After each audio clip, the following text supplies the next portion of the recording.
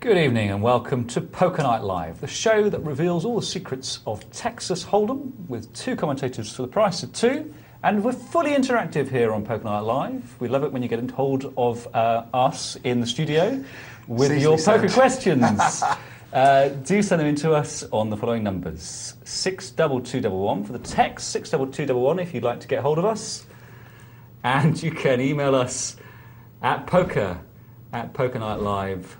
There it is. Why not check out the website as well while you're about it and find out more about the show.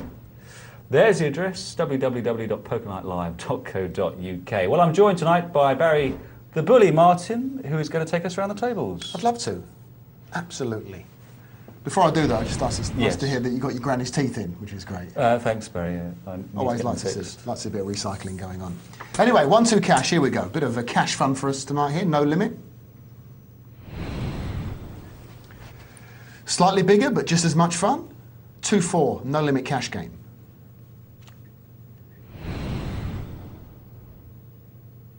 For the bigger boys, $50 sit and go here. Ooh, And a change of colour. The green table tells us it's a multi-table tournament this evening.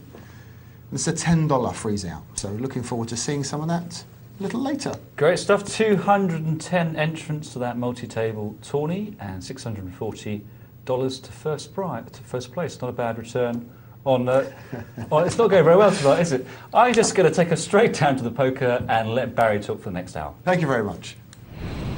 Barry, take it away. Thank you. That came out very nicely, I thought. It leads us very nicely on to the subject of the evening. What's that? Similar to what your teeth are doing, tilting. Oh, really? Yeah. Do you think I'm tilting? No. Oh. But I just think it was, we've had a very jovial last 20 minutes chatting and stuff, and I think the laid-back attitude we've kind of brought into the live section of the show. Please don't pretend you get to the studio with 20 minutes to spare, Barry. No, of course not. I'm only around the corner, it's the least I could do. Anyway, tilting. Tilting, yes. What do you mean by tilting, Barry? Well, you know those times when you're playing irrationally, when you find yourself headbutting the screen, throwing the mouse across the room. That's not normal. That's not good usually, Oh. especially when it's not a cordless mouse, and the PC follows it out the window. Those are the kind of times when you should say to yourself, you know what, I think it's time to stop playing. So we're talking about losing control and consequently losing money. Yes, which is, the essence of, the way to monitor yourself playing poker is your wins and losses. So you're going in the wrong direction. Absolutely. Absolutely. Now, usually you see people tilt, two things happen. One, they do all their money and leave, or two, they find themselves outdrawing someone with a horrible beat and then kind of simmering down after a bit of fun. It can calm you down. It does. I think we've all been there. I have, shame on me, Barry, but I have been on tilts on a few occasions. Very unpleasant. It is, and when you stop and get off it, it's like stopping banging your head against a brick wall. It feels so good. Yes, it's difficult too, though. It's not, you find yourself slipping down that horrible, steaming slope of the tilt. So I think we should talk about, as we go through the night, maybe people that are on tilt and should be getting up, which is difficult from a sit and go when they've got chips left, especially from a cash game, or, the signs that we can see of, people that are playing irrationally. I wonder if people tilt a bit less on TV poker because they know they're being watched. Interesting. Maybe the viewers this evening can email us or text in and tell us if they're on tilt or not. What they do. I know a friend of mine actually has a pile of chips next to his monitor, and he plays with them and riffles them.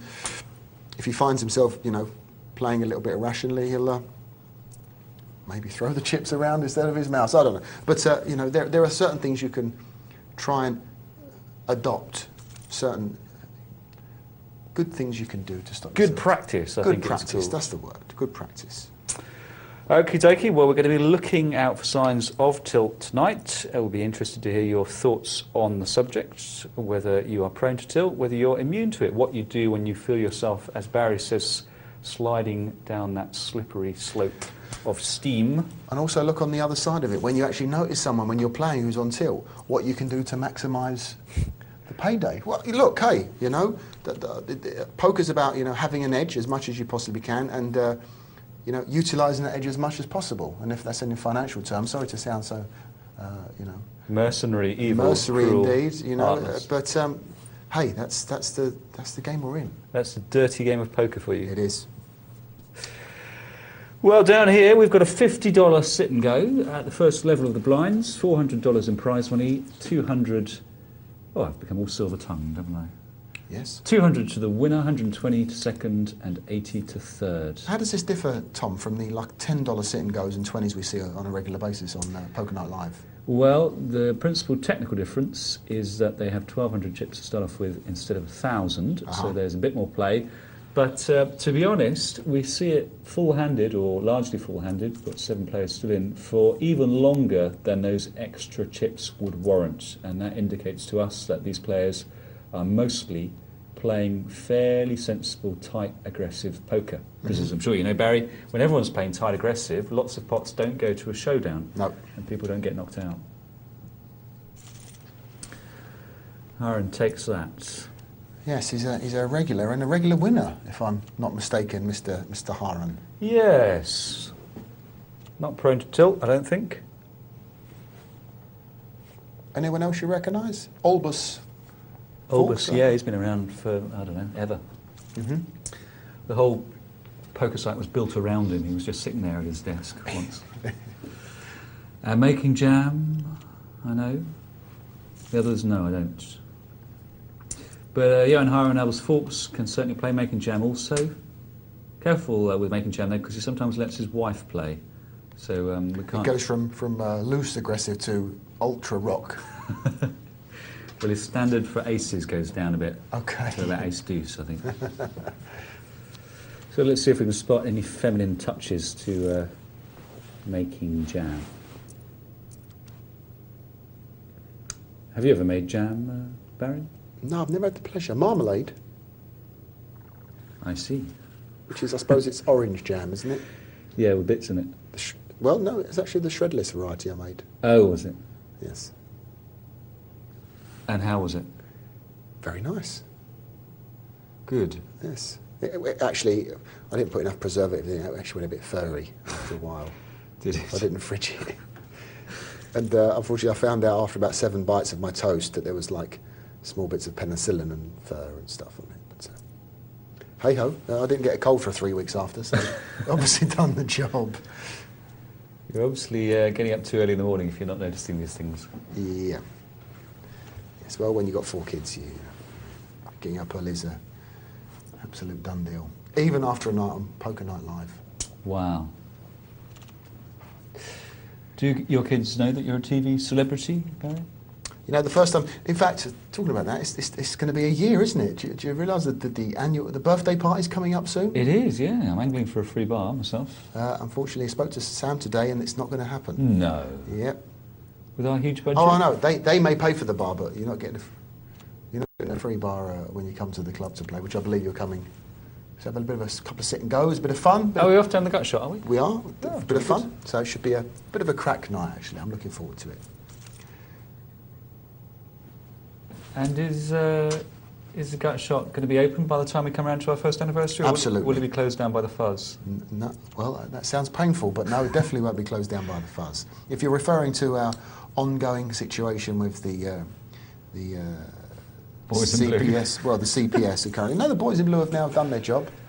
They passed the case to... These were the Boys in Blue who were playing secretly undercover and doing a fortune of taxpayers' money in your multi-table tournaments. That's right. And funny enough, the 4 of the undercover guys, 2 of them play regularly on Thursdays and Saturdays. Oh, yeah? Yeah, they come down, not undercover anymore. And they love the place. Absolutely adore the place. But no, you're talking about the ongoing situation between Regina versus Kelly, which is the case. Mr. Kelly being the chairman of the Gutshot Private Members Club, which is the area where we frequent the poker that goes on within Gutshot. And we was there this week at the court, and it was adjourned until the 27th of April. So, well, make as much money as you can then. Well, we're very confident. Are you? Yeah, we wouldn't be pleading not guilty if... I say we, it's the Private Members Club, obviously. I'm very interested in the proceedings are going on. But free the Clerkenwell one, that's what I say. And have you got a top lawyer working for you? Or are you doing it yourself? No, we've got a very good lawyer. No, we've got a lawyer, and we've got a very good brief as well. But I'm not going to expose that hand just yet, because the CPS, who may be listening, will be very upset, because we've got one of the best in the country. Okay. Very expensive, but very good. Well, we wish you... So that's the hot off the wire for you, Tom. Exclusive now to Poker Night Live about the what's going on in Europe's busiest live card room. We wish you the best of luck. Thank you. Well, it's, let's hope we can Make celebrate. a stand for liberty. Well, let's hope we can celebrate the second birthday. And how old is the gut shot now? It will be 2 years in March the 3rd. So we're a month away from our second birthday, which we're going to be having a celebration. So looking forward to that. And it'd be good to see you down for the first birthday of Poker Night Live, which I know we said before, but maybe the viewers didn't hear, that we're actually, you're the two longest serving. Yes, we are. You're right, Barry. Yeah, 2 longest serving commentators on Poker Night Live. I think I did about, 3 weeks in, but you was, I think, first or second in. It was Yax, RIP, who kicked proceedings off on that fateful night. Yep. Clap of Thunder, and Poker Night Live was born. Indeed. And I Hand of Adam. Came in, I think, 2 days later. Rolled out the big guns after a couple of days. That's right. Good stuff. Well, do you ever, sorry, just quickly, I know reminiscing. Do you ever look back at, I've still got one of the shows on DVD of when we was in the... in the Brim Cupboard. Yes, in the studio, and it's come on a long way. Award-winning. Double award-winning show. Where is our award? We win all these awards and they disappear. I hardly got to fondle it. Well, I'm sure if you ask nicely, they'll bring it along for the birthday party. Oh, I'm sure they You will. can fondle away. Anyway, look, back to the poker. I'm sure people are going, oh, come on, get on with some decent commentary. Who'd you fancy here? Well, I've never met them, but I see what you mean. I don't mean in a sexual manner. I mean more of a, More of a... Who would you put your money on? Yeah. Now, obviously, Johan's going to be your first choice because he's got 2,600 chips and he's a very solid player. All right, I'm going to put my money on Johan then. Who are you going to choose? I'll go for, because he's got kings, no, he's only got 740, it's not a good shot. I'll go, as we had this kind of marmalade thing, I'll go for Making Jam. Okay. We'll see if it's Making Jam misses or Making Jam mister. Okay. Playing. Queen Jack, good pass, I like it. Ooh, oh dear, I think it's all going in here. I think so. 780 in the pot. Can you pass the ace-10 here, Tom? No, I move. Such a good semi-fluff opportunity. It's not the hand you want to see, really, though, is it, kings? Nope, no. No diamond. Ours folks making great guns there. And he's on a roll. He's got the massive ace-4 suited in the cut-off. Movable hand for you in the cut-off here? Certainly not if I've been in 2 pots in a row, no. I'll let it go. Do you use that in your thinking? Yes, I do. Really? Mm-hmm. And you use that against other players if they've been in 2 hands and you're on the big blind and they've bet for the 3rd time. Do you not think, hold on a sec, would he really make this move with no hand after two raises? That's right. I treat it with caution because I know that other players will be thinking along the same lines and they'll be using a bit of reverse psychology. Right. But when I've got the hand, I can't be sure that the other players are as clued up as I am, and they may just think, well, he's doing a lot of betting, he must be bluffing, and they're going to call me. So will you structure your bet in a way whereby you want to call us? Say you get kings on the cut-off, and this is the 3rd hand in a row that you're going to be raising. You're going to make it. Are you going to make a different bet? You're going to make it 3.5 times, or are you going to make it a little bit bigger to make it look maybe a bit fishier? What I'll do is I think, what's the natural bet for me to make here if I've got a proper hand, and then I'll bet something else. I might make it bigger, I might make it smaller. Right. But I'm always looking to find the right bet for a hand that isn't the hand I've got. Okay. If it's strong enough to misrepresent. That's good enough. I think it's that's a good shout. Trying to send some nice messages out to your opponents. You should have picked Forks. He's on a roll there, Barry. He is. Your man Making Jam is not doing anything. Will he raise? No, he won't. Okay. Now Snowblind 17 with the kings. Just the min. Mickey Mouse double minimum raise. Should get 40, I should think, with 10-9, and there's the trouble, because Nat Pounds may know he's against strength. Well, let's see how he feels about the 10. Yeah, he's going to probably bet out here, isn't he? With 2 spades, possible straightening kind of cards on the board. The kings are probably bet out here. Oh, he's let out for him. Move in here with the kings? I think you have to, don't you? Yeah, a draw is definitely a possibility. Jack King, Jack 9. I'm not interested in... It's a strange bet. Frigging with it. It is very strange. It's too cheap for a draw. Yeah, especially if you've got any... 10-9 is not... Oh. Well, if that's what he was waiting for to do, then he played it perfectly. But it was a strange bet. It requires nap hands to play it badly for that to get paid off the way. Yes, exactly. Because if he was sitting there with 2 spades, he would have got done. Look at that, nap hands left himself with just 10. Exactly half a small blind. He's going to be up against Snow Blind again. 2 live cards, flushing. Backdoor flush working there. Yeah, possible. Any queen, 6 or heart? No. Nay. Casualty number 2. Well, I said that in the $50 sit and go we get a full-handed table for many more levels of the blinds than normally, but here they're the blinds the falling same thick and fast. same situation. Yep. Okay. But a few more chips to go around. Keep those texts and emails coming, folks. We're 100% live here on Poker Night Live, so any poker questions you have, we're doing a pro night tonight, but we're more than happy to answer more basic questions. Give our brains a rest. 62211, there's the text number. Or you can email us, poker@pokernightlive.co.uk.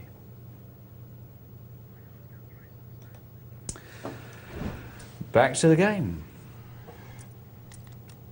Do you think we're going to get, at the end of this sit and go, Barry, a chip movement graph? Because I'm hoping so. I hope to see a plethora of high and highly entertaining and colourful graphs. I think the chip movement graph is the emperor. Hi, as if by magic, Dr. Tom, look what's appeared. The percentage of hands played. Like manna from heaven. Indeed. What does it mean, Barry? Well, it kind of tells you who's playing more hands than someone else. Certainly does. Well, it's interesting actually because we know Johan Haren's been usually, I would definitely categorise as a tight, aggressive player, wouldn't you? Yeah. And he's played lots of hands here, 43%. Leads me to believe that he's had lots of big hands, lots of big starting hands. Where Snowblind, who's got a decent stack, has played the tightest on the table, playing only 8% of the hands, which I would say personally is maybe a bit too tight. It does suggest that he's got a particular tournament strategy in mind of hanging on in there for a bit. But look at that. It's an interesting... He plays 8% of the pots, but he's won every hand he's been in. Now, that's a nice... If you keep doing that, you're going to win the tournament. And it's a very nice situation. But Johan Haren, probably the nicest stat of the lot, played the most hands, but has won 70% of those. So that's why you'll find him as chip leader currently. Yeah. Well, Forks, a Nick, a mini Nick. I'll probably bump it up to 240, but 160 will sometimes work, and it has on that occasion. Yeah. I think it's very important when you're thinking of making minimum raises to do them against players who can put down against that raise, because some players just don't. If they're in the big blind and you put in a minimum raise, they say, well, small blind's folded, I'm getting 3.5 to 1, I can't fold this. So if that's your opponent, then just don't nick for a minimum raise, because you lose all that folding equity. You can't pick up the pot by them folding, and just bump it up. Bump it up to 3 big blinds, the raise, and suddenly you've got a stealing opportunity. I must say, pre-flop, it annoys me people who do that, make the minimum raise. Why does it annoy you, Barry? Well, I think it's poor play, personally. I think it's purely poor play. You know, it's not telling you anything about your opponent's hand. You know, 9-10 suited in the big blind, you're valued to call. By making it 3.5 times the blind, at least you're finding out something about the player on the blinds. You know, and I don't like the minimum raise. Even with aces, you know, the minimum raise I think's it smells like aces or a weak raise. I really do. I don't know what you think about the minimum raise, especially in late position. Generally, with minimum bets, I do make them, but they're nearly always for a very specific reason. I find it difficult to give out good advice for when would be a general situation to make a minimum bet or a minimum raise with. You're not going to make this on a still, though, are you? You're going to make this with a still, the minimum raise? Even so, sometimes I do. But I'm having difficulty putting my finger on when and why I do it. I consider it a highly unorthodox play. There'll be a particular reason for it. But there's no general situation in which I'll make that raise. But you're not the folding equity is gone, even if you're on a steal. No, sometimes they fold. Sometimes they do, and if they've got 6-2 off, then fine. But if you find someone with 6-7 of clubs or one of these kind of playable hands, you're now valuing the guy. Even if you've got aces, you're valuing in the person to play these kind of hands against you. And you're either going to win a small pot or lose a very big one. Maybe. I rarely make it, yeah. I rarely make that bet.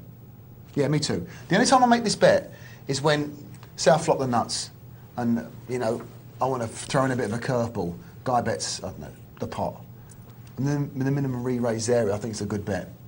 Yeah, I think once the flop is down, minimum raises have a place in that because you can get information from how your opponent responds to them. Yeah. Often it really makes no sense for them just to call. Especially into an aggressive player.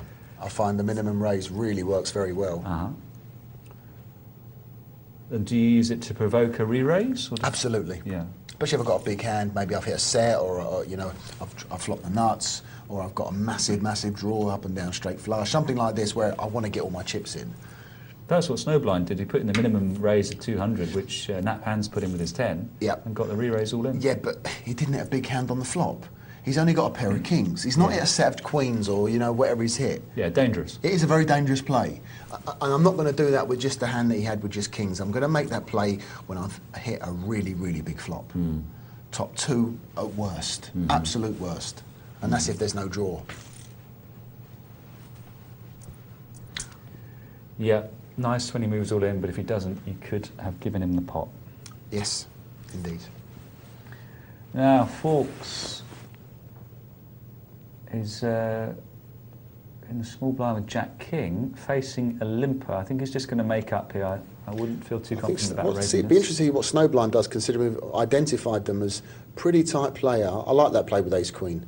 He's taken a view about making jams limp, hasn't he? Yes. It looks a weak play with seven. Well, it looks a weak play, not looking at the cards. But it looks that kind of hand, doesn't it? Maybe small pair, you know, king, queen, this kind of hand that Making Jam's got. And Making Jam has taken a view. Yeah, Snowblind has to come good through. shout. Yeah, good shout. Bad shout, terrible play. I'd have folded the sevens there. No, Yeah. I think it was a fair shout with the sevens. Interesting. Well, the problem is that Snowblind's made a big enough raise whereby Making Jam knows that Snowblind's going to call. And you've got to be at best 50-50 here. You have to. You can't put him on sixes or ace five or something like this, can you? No, you can't. I mean, it wasn't as if he'd invested a large number of his chips in the pot with a limp. Would you have maybe just flat called, then moved on the flop?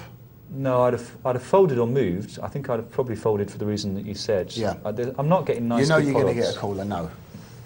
Now, because you've lost the power of the opponent folding, which is I don't think is going to happen with the chips that they've both got. And if I just flat call, I mean, looking at the pot size, someone with two overcards is probably going to have odds to draw two overcards on the flop. It's 3-1 to make an ace or a queen. Possibly. And then, of course, I open the door to being bluffed off it if a king arrives or something on the flop. And that's if it doesn't, if it doesn't come, straightening cards for the ace queen as well. Yeah. Or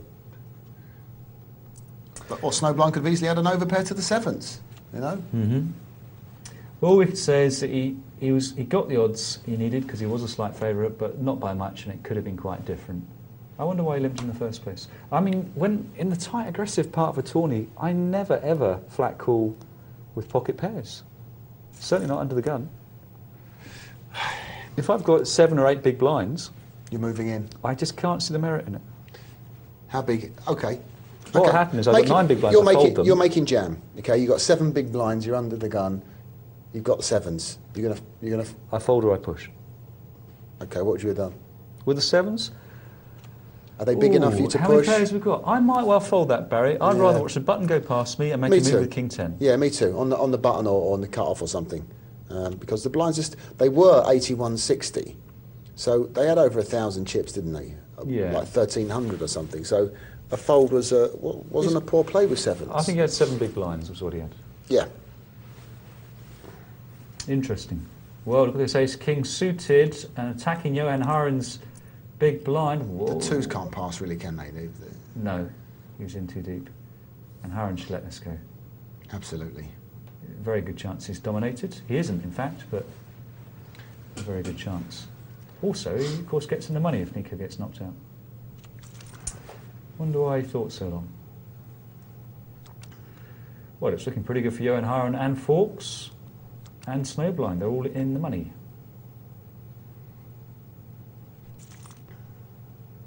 Do you think Haren might have just... I mean, it seems to me a clear fold in terms of the actual pot at hand. I just wonder if Haren was worried that Fawkes would knock out your small blind and build a stack big enough to take him on as a sort of strategic worry. I don't have much truck with that idea, but some players worry about players getting a big stack when they're the chip leader. Well, he's run into trouble here, isn't he, with Jack 10? He's made a move on the button. And Snowblind's found the cowboys. Yeah, he's going to have to go in now, I think. Looks like a minimum raise again, which in this situation is not a bad shout because... Oh, I just saw the Snowblind's still got chips. Yeah, no, that can be folded. Yeah. Yeah. Pass. He's got a move, hasn't he, with the ace-8 in the small blind? I think so. There's just too few hands that can be ahead. Yeah. Wow. Middle pair is probably good enough to see this through for all of Johan Haren's chips. Yeah. Where's he got a gut shot for a 10? Only a 10 or a queen or a 9, yeah. No good. Oh, Haren's out very suddenly. Yeah, that was, from chip leader to third in quick fashion.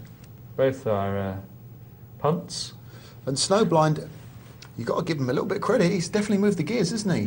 From being the rock of the table to getting involved.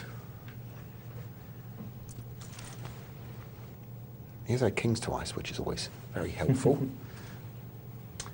So we've got a bit of play here. 163.20 the blinds. If Fawkes takes this down, which he looks like he will, he's going to have best part of 10 big blinds. So we've got a bit of play. Value bet on the river there. Slightly precarious, Barry, I think.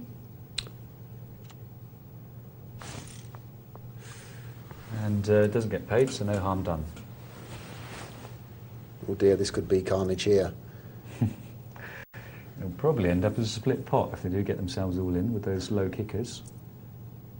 Which it looks like. Well, no, Snowblind can definitely pass this. I think he can, yeah. Yeah.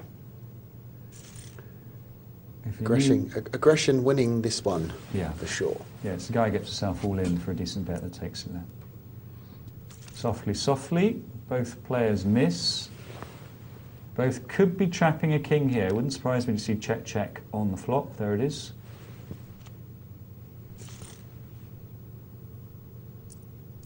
Would have probably bet out on the button there after a limp and then a check with that flop.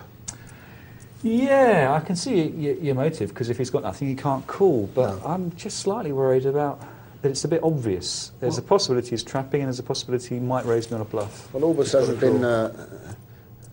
shown any signs of slow playing at all. He's been very aggressive, and you think if he had any part of that flop, he's going to make some move on it. Yeah, maybe I'm being overcautious there. We've seen his cards. Snowblind hasn't, or not necessarily, at least the last 5 minutes. So blind's 326.40 now. 1,000 in the middle. Snowblind trying to take it cheap. Fails, and we might get some action here. Both players... well, there you go. There's a straight for Snowblind. Is he going to check it and play it cute? I don't know, Barry. No.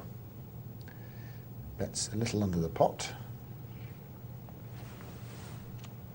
He takes back the chip lead.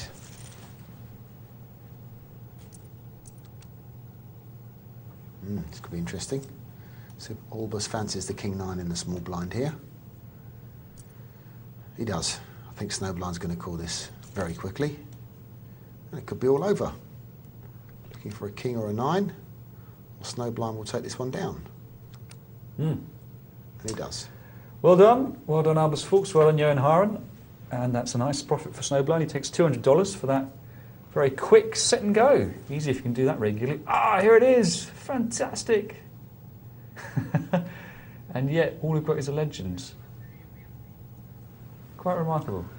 Yes.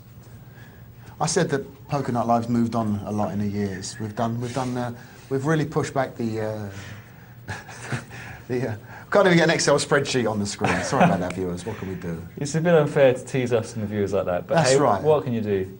You just have to imagine it. Anyway, look, it was something like this. It was like Yeah, yeah. some lines on the toe. Yeah. Why do we invest all this money in All we know is sophisticated that- graphics when we have you, Barry? All we know is Snowblind had all the chips at the end. Yeah. He'd done a fine job. Should we have a look at an email while we are waiting to move across to a new game? Why not? We've got one here from David. Omaha. It's about Omaha. Where do we start with Omaha, eh, Barry? We like Omaha. Hi guys, says David. The show just gets better and better and loads of good advice given. Thank you very much indeed. I've been playing for about a year at Hold'em and recently started at Omaha. Cards I might value highly in Hold'em don't necessarily lead to a winning hand in Omaha. Quite right. What are the main differences and what sets of 4 opening cards would you consider strong? Keep up the good work. Well, Omaha, where will we start, Barry? What are your thoughts about a good Omaha starting hand? Well, I think you have to really look at what is the best starting Omaha hand. And what is it? Because opinion differs. Well, they've run it through on computers, and it takes it by about 0.04% is the actual figure, something like that. What is it? Ace, ace, jack 10, Ah. double suited. So ace of clubs, jack of clubs, ace of spades, 10 of spades. Now people think, no, it must be ace, ace, king, king. No, it's not.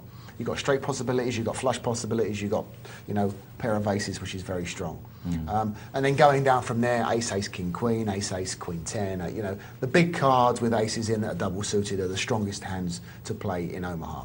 Now, when it comes to playing very, very good starting hands in Omaha, you have to look at 4 cards that actually work together. Having danglers, which they're called in technical terms, having a dangler in an Omaha hand is not good. If you've got, say, ace, jack, 10, 4, or something like this, you've only got 3 cards working for you, and these are not hands you really want to be getting too busy with and going to war with. Not my idea of fun. So don't try and play it like Hold'em, where you've got 2 hands. You've got 7-8 suited and ace king off or something like that. Forget it. These are not hands you want to be getting involved with, especially in deep stack cash games. So you want 4 cards together, no danglers. That's my advice about Omaha. Very, very sound advice indeed. Remember, you've got not 4 cards, you've got 6 sets of 2 cards, because in Omaha you must use 2 cards from your hand. And as Barry says, if you've got a dangler, which is completely irrelevant to the other 3 cards, you are losing 3 of your 6 pairs of cards, because you don't have a useful Hold'em hand with that dangler. So if you never ever play a hand, apart from maybe a pair of aces, which has a dangler in it, then you wouldn't be doing anything vastly wrong, I don't think, in Omaha. No. One thing I would say about Omaha is, there's a couple of very good books out there if you want to learn about Omaha. I would read. I've read them, and they're very, very good. Bob Schiaffone is the one that I really like. It's very good a book. And there are, as strange as it may seem and sound, is that sometimes, in certain situations, you'll have to pass the nuts on the flop.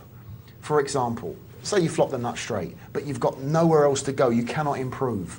And there's loads and loads of action before you. Sometimes, statistically and financially, you'll have to pass that hand because you may be up against maybe someone with a nut flush draw and the same straight as you, and someone with maybe the same straight as you in a set or 2 pair.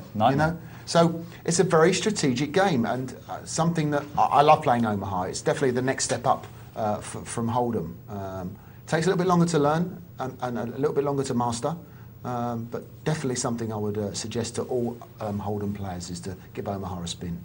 Give it a go, folks, but before you sit down for the first time, right on the mouse, top of the monitor, across the monitor, have a little tape recorder running, reminding you must use 2 cards from your hand and 3 on the board. You may not use 4 on the board and 1 from your hand. It can get very embarrassing. It can. I've seen people playing quite large cash games at certain establishments, and then there's 4 diamonds on board, and they've paid, say, an absolute fortune on the river with just the ace of diamonds in their hand or something like this, and they go, I've got the nut flush.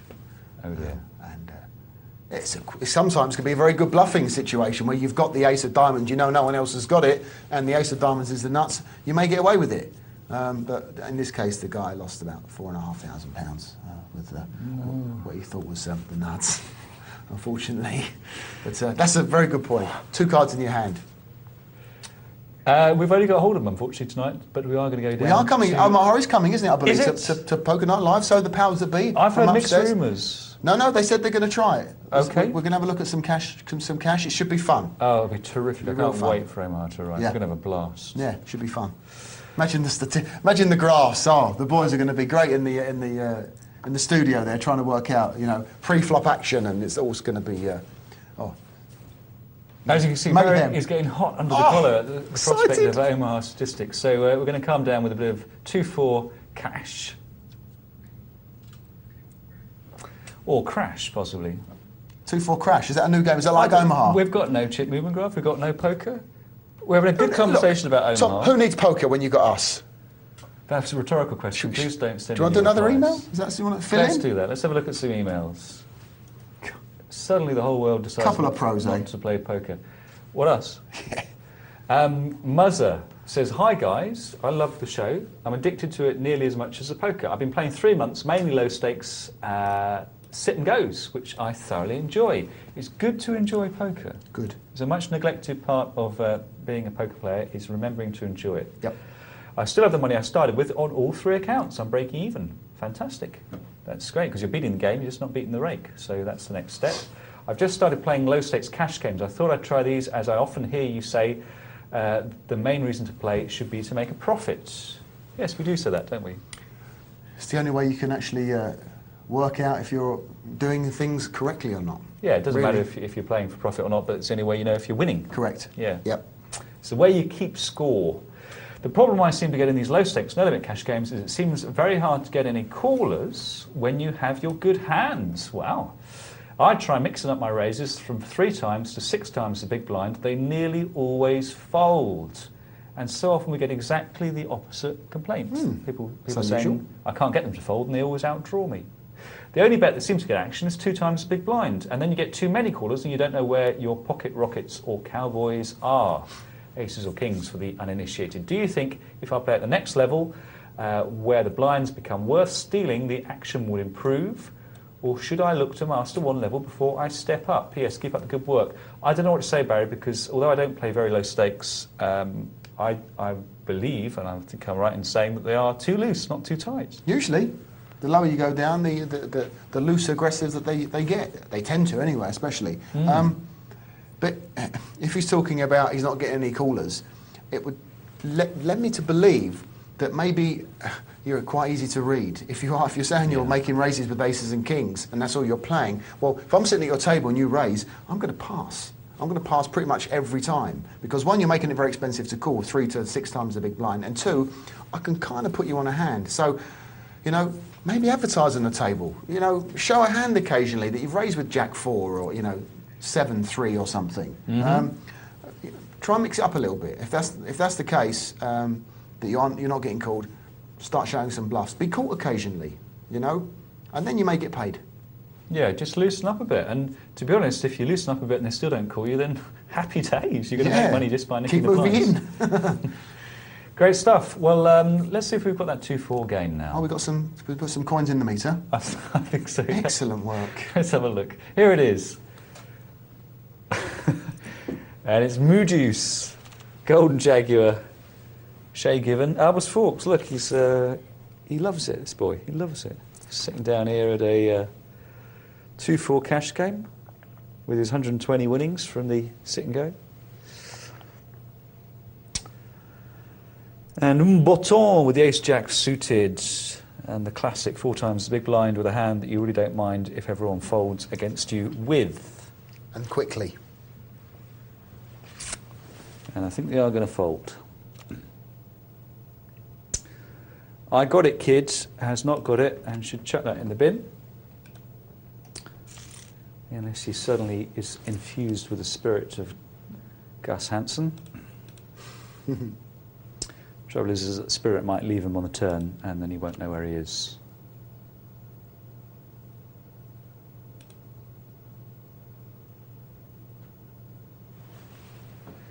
King 8 off. Doesn't give me much pause to think. And King Jack suited is definitely a nicking hand for me if I've not been active for a while. If I'm called, I'll treat the flop fairly cautiously. But if you get a free card through the turn, then King Jack suited's got possibilities. Yeah.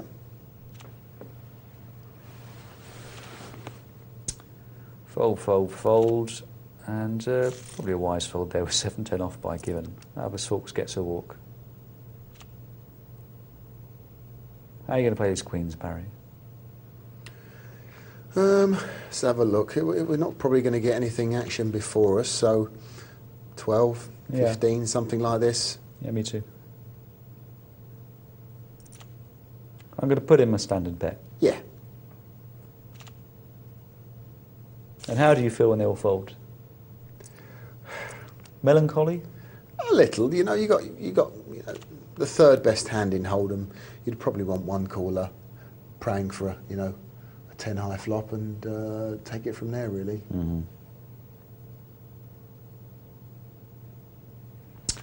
Tricky hand to play. I prefer queens to jacks, I must say. Do you? I don't know. I treat jacks with so much scepticism now that I feel that queens are more likely to get me into trouble. What, because you play jacks a lot more carefully? Would it? Yeah. So we say, okay, that's fair enough. They're similar, Barry, in fact. Yeah. Yeah. And it's funny, you treat kings as though you've got the crown jewels, don't you? I think kings are very, very strong. Yeah. I think they're much nearer to aces than queens. They are, but it's only one level up. Well, it doesn't. Does it make that much difference? I think it does, Barry, because when the ace comes, it's all about the ace. But if you've got the queens and the king comes, you really don't know what that means. Because someone could have ace jack, could have ace queen, they could have ace 10. But if the ace comes, then you both know it's all about the ace. It doesn't mean he's got it if he bets. But you're not going to see an ace or a king on the 1 in 3. You're going to see an ace or a king on the flop with queens. Well, it depends on whether your opponent's got it or not. Well, but yeah, about 1 and 2.5, I think. Yeah, something like that. So most of the time, you're going to see a favourable flop. Obviously, it's difficult to get away with the underset against your queens or a set against your queens when it's like a 10 high flop. These are difficult ones to get away from, and usually a recipe to do your money, unfortunately, especially in tournaments. Especially if they play it well enough. Yeah, I mean that's an occupational hazard of playing poker. It's playing poker with a decent sized stack. Whoa! Trip twos and AJ has got 3 undercards. Wow, it's like the dream flop for sevens, isn't it? Without a 7 on board, obviously, but I bet he's thinking, great, I've got him absolutely locked up. Yeah. Oh dear. It's going to make a bet. It's going to make it cheap enough.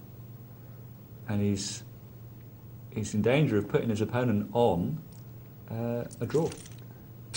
If his opponent raises up, which he doesn't, well, the king might slow things down for AJ. Another check here? I think I've got to start milking this one. I'm hoping AJ has caught the king if I'm Muji, so I'm going to put in a bet. I don't mind the check, actually. I think that's one of our principal differences, Barry, actually. You prefer to check a big hand, where I prefer to start to build a pot. Occasionally, all depends how I think my opponent's looking at me and playing himself. If I think he's going to lead out again, I'm going to let him trap himself. Which you did there. Yeah, which you did, and that's why I didn't mind the bet. Now, it may put him off. With 2 overcards and the diamonds as well, it may put off AJ paying anything into this pot. So maybe 40 just to milk the lot, a few dollars out of him here. What would you bet here, Tom? A 40, look at that, spot on.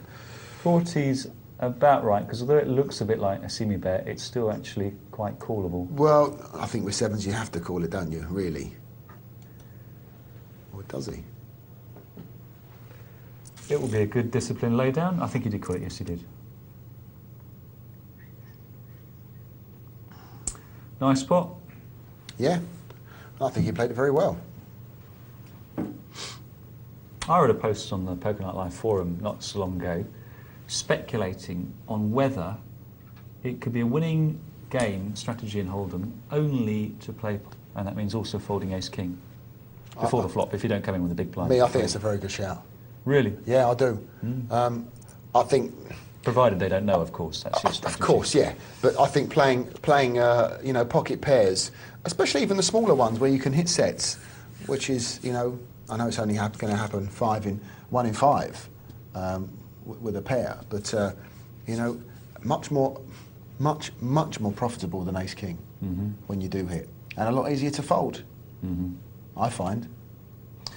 And obviously 1 in 5 is by the river to catch your set if you've got a pocket pair. What's it like, 1 in 8 on the flop? It's 1 in 8.5 on the flop, yeah. What's your criterion for pot odds? Let's say you're, let's make it simple. Say you're in the big blind, or say you're in the big blind. So you're going to be in an early position on the flop. So you probably need to catch your set. You're probably going to get pushed off it if you don't catch your set. So you're looking at basically 7.5 to 1. So we know that you can play for implied odds. You don't need to be getting 7.5 to 1 from the pot when you make your call. You can work on the basis of your implied odds. What sort of pot odds are you looking for as minimum standard to call there? Assuming that you've got lots of chips and everyone else has. Difficult to say. We're talking a cash game or a tournament? We're talking a cash game. 3 to 1? Maybe 4 to 1, something like this. Yeah, I started off around about 4 to 1, and then I drifted down to 3.5 and 3 to 1. I felt a bit guilty about that, but to be honest, me and Casper are having this discussion. Some of our contributors to the show have made a case for saying, look, actually you can call if there's only one other player in the pot, who's come in for say 3 times the big blind. You can call with 2.5 to 1, because those implied odds are so huge. Now, I don't know what the answer is here. Well, it depends how you're going to play your pocket pair. Say you call with pocket 3s, for instance, and someone's raised in, so they've got position on you, and it does come down a bit of a raggy flop. You've now got folding equity against your player because he may lay down their hand against you. True. You can lead out if it's a 10 high flop, and they may have ace jack or ace queen and lay this down. You'll soon find out. So if you're prepared to make that move, you can slightly reduce the odds you need to call in the first even place. Evens or 2 to 1 or something. We never know. It's just so difficult to make these decisions in poker because you never know what would have happened on the occasions that you fold and you don't get to see the flop. Trip 6 is there, takes home the bacon. We talk about tilt earlier. We've seen it. I don't think we've seen any real evidence of tilt steaming play this evening. Nah, not our boys. They're like bots. These bunch, amazing. No, we don't see much of it.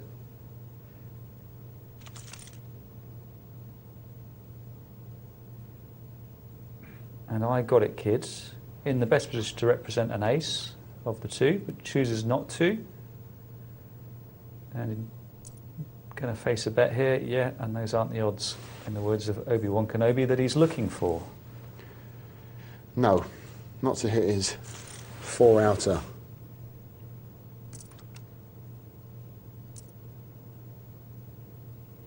Forks dominating AJ. And Cantona 9 has sat down and put in his compulsory big blind. If he wants to play straight away, he must. And often I find that little compulsory big blind is it's like honey. Players come swarming in just because of that bit of dead money. Well, Moonjuice has got to be happy, found in 10s on the big blind. He's got to raise it here, isn't he, with 3 other players in the pot? Yeah. I'd make it sizable as well, 25 or something like this. Yeah, I think so. I agree. It looks like Forks is just coming in for Cantona's dead money. Cantona's not raised. AJ's looking at a nice long pot odds. That's a bit small. I'm afraid I'll get called. Well, it'd be a chain reaction. I think once one's fold, then I think they'll all fold.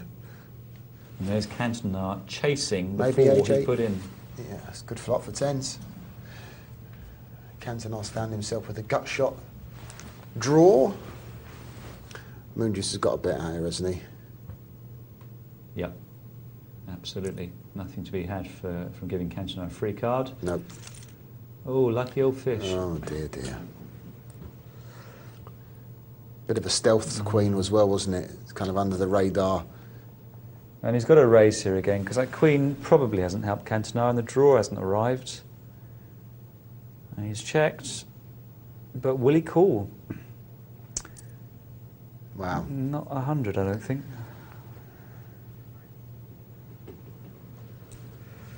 Not 100. Nice catch for Cantona. Can he pass? It's difficult. Perplexing hands of Hold'em. This is a tough one because it's such a stealth card. The Queen, wasn't it? You know what hand can you put him on? The Queen helped him. You know, and he called enough on a sizable bet on the flop. It's difficult. I think if he'd had any outs whatsoever, he'd have been in there. But he saw his hand was dead, basically dead to Queen bar the 2-10s, which is just a nightmare. Let's have a look at some emails. I've got one here from David about tilt. Hi guys, tilt is the reason play monies are around. Play money tables are around, I should say. Nothing is more soothing than jumping into a no-limit play table and playing 7-3 offsuit so hard that it makes a diamond look like a marshmallow when you take a massive beating. This is a very interesting email.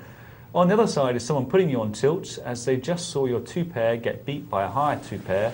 Then straight after you get dealt ace-ace and go all in. So many callers and so many tears when they hold up. Well, there it is. You go on tilt on the internet, then go and play a bit of play money. It's like jumping in a bouncy castle. Fantastic. Thanks for that, David. What else have we got? One here from Shabar69. This might be a bit of an immoral question, but have you got any tips on putting other players on tilt? Well, I'm going to pass this over to our master of immorality, who runs a potentially illegal card club, Barry Martin. Please. Putting players on tilt. Both live and online, you can do this quite easily in some respects, as long as the player that you believe is slightly on edge, or maybe doing some strange things, maybe losing some money, showing bluffs. Showing, dubious hands, typing in the text box, maybe a little bit of a rub down, Oh, well played, sir. Yeah, you played the Moses wonderfully, these kind of things. Nothing like the rub down, is there, Tom, for a bit of tilting situations? Nothing like the rub down. Who can resist a good rub down? Indeed. On that note, we're going to take a break. Let's go for a rub down ourselves. We've got plenty more Poker Night Live for you.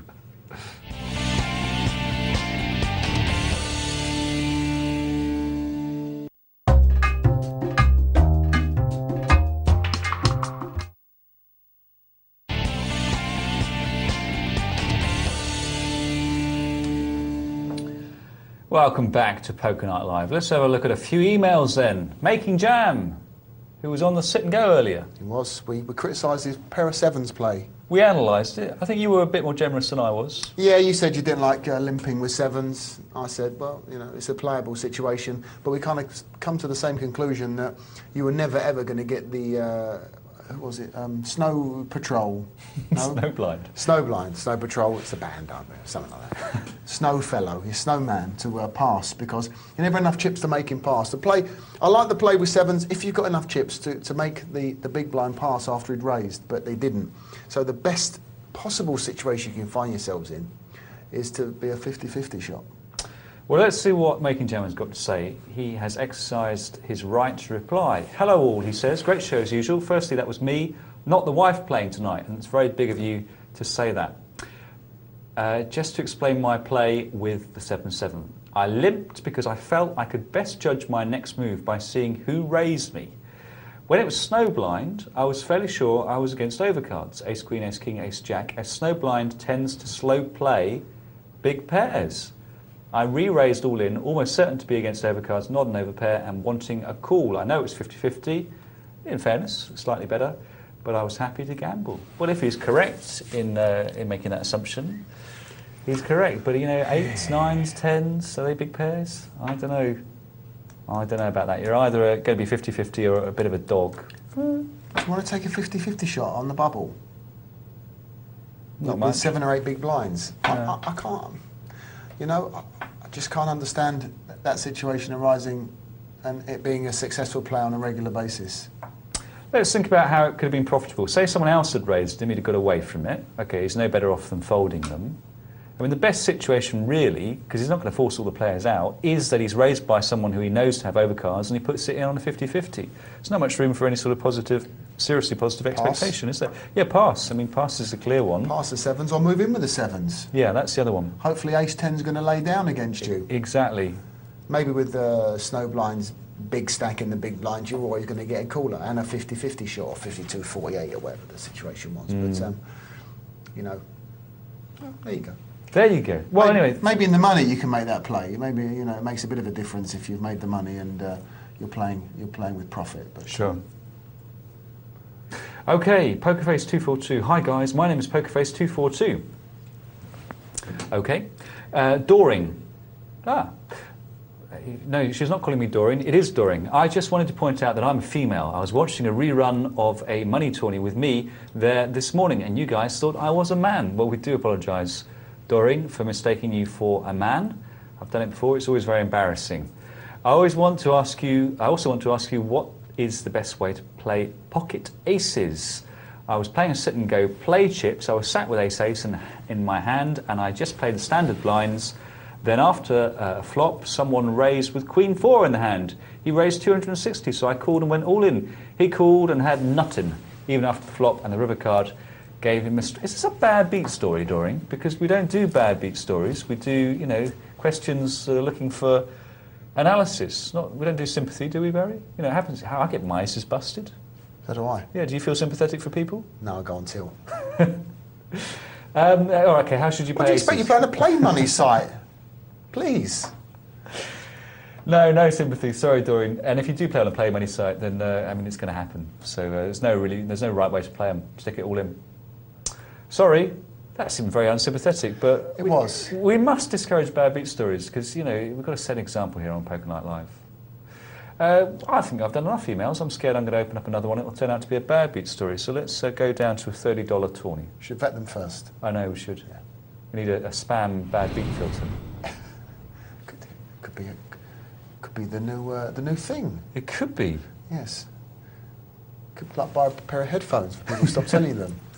Oh, you can't believe what happened the other day. It turns into Mozart or something relaxing. Yeah, Wagner. I have a sort of Wagner soundtrack going on in my head whenever I'm playing a tournament, and I Really? move all in. I'm more of a Prokofiev kind of guy. Are you? Yeah. Stately? Yes. Regal? Very. Yes, I can see that, Barry. It's a straight for Ree. So $30 sit and go. That means there's 240 bucks in prize money, 120 to first, 48 to third, 72 to second.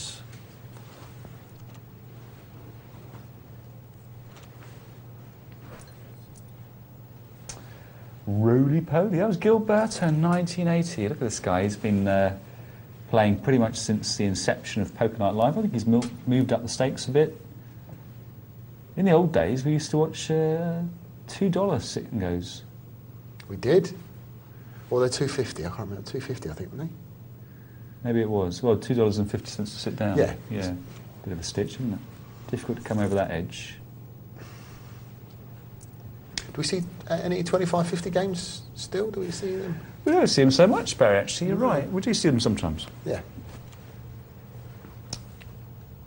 There was one fateful night where we had a $50, $100 blind game. That was fantastic. Wow. Full table, yeah. Amazing. Someone dropped 40 grand, as I recall. Ouch. Ouch. Yeah. Tilt, maybe? Well, he was loose, but I don't know. Yeah, loose. You didn't fancy getting your plastic out and trying to sit down? No, not interested in what was probably at best 55, 45 shot mostly. No, thank you. Well, there are the sevens for Johan Haren, that most controversial of hands, and in the small blinds, and facing two overcards, but his opponent is much stronger than that. Either way, he can fold. And he does. He likes to dwell up Johan Haren, even when it's a clear fold, doesn't he? It's the old Hollywood special. You see, being on TV does strange things to players. Really? I think so.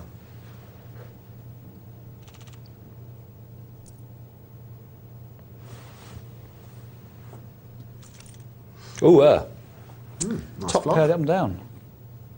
Against the gut shot.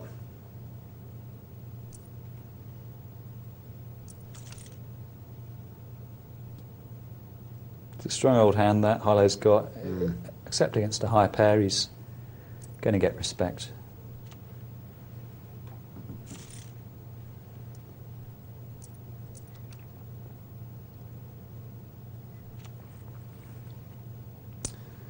About time we saw a pair of nines. There they are, nestling in middle position, and he's gone for the limping implied odds route. Now, wrong with that. And he's going to get them. Unless Gilberto fancies raising. Oh, hello. Second set against a flush draw. Carnage, possibly? Check, check. Yeah. I think Roly-Poly would like to draw for free, but he's not going to get an opportunity. Now, that is unconventional. Really letting them take a free card. Wow. I mean, if they're drawing, they're not going to pay you.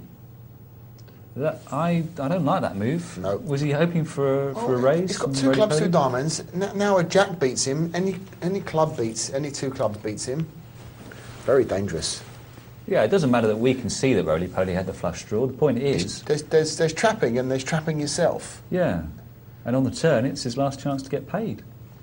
And if he bets out, you're probably only going to get a caller, probably, from someone that's got you beat. On the river, I mean. Yeah. Yeah.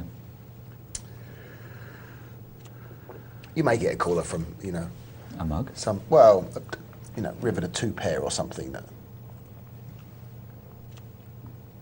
Very dangerous. Maybe in first position, maybe. But he needed Roly-Poly to bet there on the turn. Risky play. 4-4. Definitely good for 20 of my money, unless I'm certain that I'm going to be raised, in which case I'm happy to fold it. It makes me feel a bit nauseous to limp with a hand, suspecting I'm going to get raised, and have to throw it away. Yeah, just, it's like throwing money down the drain, isn't it? Now I can throw them away.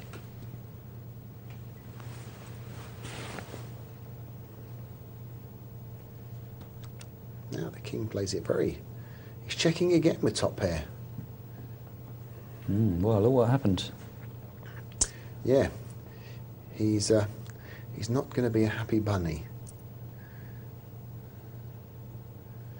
MX5 with the nuts now.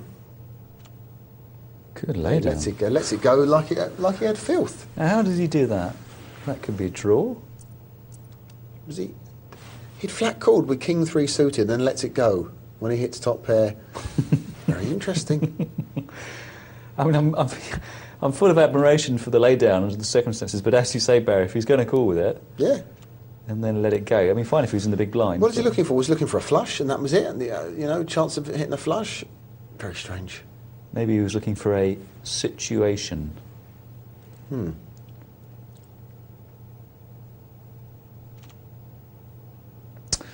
Now, here you go. Johan Haren's calling with the nines, and he's getting not much better than evens.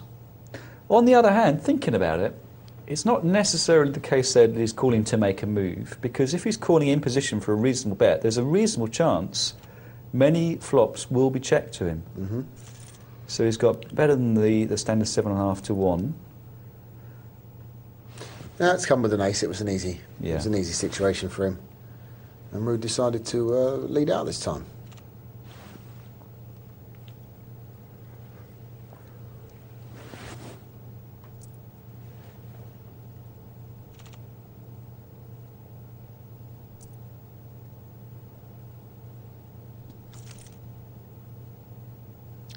Two aces on the board, no aces in anyone's hand.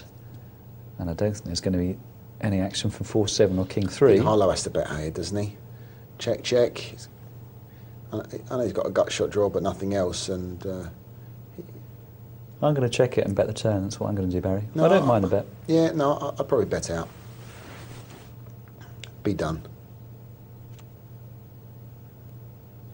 I think it's a good time to take the initiative and try and win it there and then.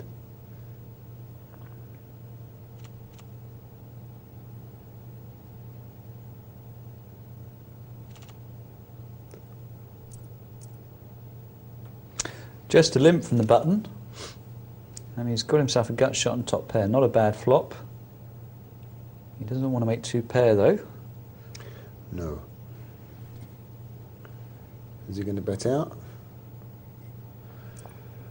Okay, Ace Ventura does. Yeah, it's a fair bet. Oh, there it is. As predicted. Oh, poor old Ace Ventura. Well, at least, although Rui's got the nuts. And Ace Ventura will say, alrighty then. Yeah. No, he's got outs. He has outs, but can he get away? It's difficult to put his man on a 9. Jack 9 as well. Yeah, he's got 4 outs. He can't count the 9 as an out, although he might be.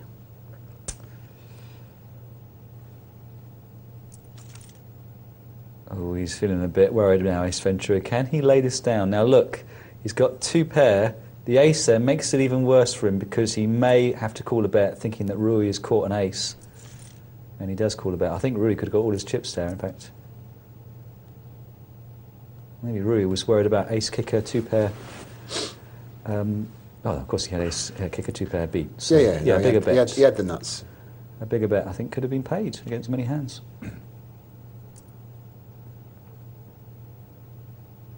A lot of limping on the button here, Barry. I very rarely limp on the button. Certainly Yeah, the only problem raised. I've got here with this is that you've got an early position limper in Jack Alley, so maybe he's a little worried by maybe limping with a big hand.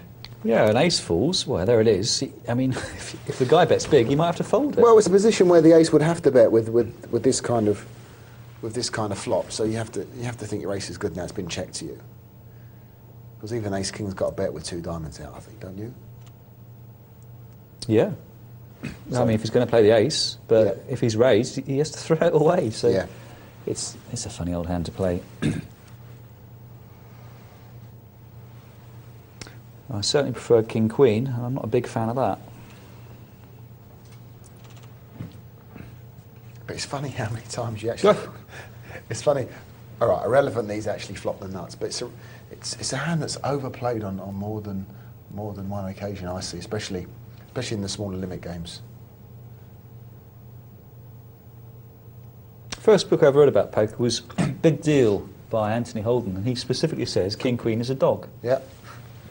I like that book. It's a great book, isn't it? It's good read. Not that technical. Well written. It was out of print for ages, and they got it back into print about 3 years ago. Yeah, just after. Funny enough, they mentioned it quite a few times on Late Night Poker. Oh yeah. And it kind of rekindled the flame for Anthony. Do you think the flame has been out for a while for Anthony? I think so. He's back on the. He's back in the Telegraph or something now, or one of the papers. Writes a regular column about poker and stuff. Because he still plays in that. Well, I know he did. I don't know if he still works, but he plays in that Tuesday night game he used to mention in his book. Full of literary types. Yeah, like Al Alvarez and Patrick Barber and people like this. Amazing we haven't been invited yet to it. I have. Oh, have you? Yeah. Oh, did you go? No. Oh, why not? No, Competition? Well, no, there was one particular evening when I can't remember where I got the invite from. It was one of our dealers said that there was short of a player, and I could go along, but I had a previous engagement. I was also invited along to the Charles Saatchi game in Mayfair. I don't know if you know, it's a private game. No, I didn't. Yeah, it's got some pretty big names that play in, but it's a £5 sit down. And they play some very strange games. Paducah and high-low, stud with a community 7th card, and past one of the whole cards, and some very strange games that I was going to be in at a disadvantage if I went and played. But for that big a stake, I wasn't prepared to play. To these boys, it's all tuppenny halfpenny stuff. Yeah, £5 a big sit down, unless you're a poker genius who can just work out, oh, blimey, 4 jacks. Yeah, it's not going to get a bean, is he? Nice roly-poly has an aneurysm. Yeah. If you're a poker genius, you can kind of see what the best strategy is going to be when you add, as you say, a community card in the stud game. You can work it out, but unless you are, you don't have the habits yet. But at that level, when it was no limit as well, would you believe? Nice. So it was going to be rather fruity, may I say.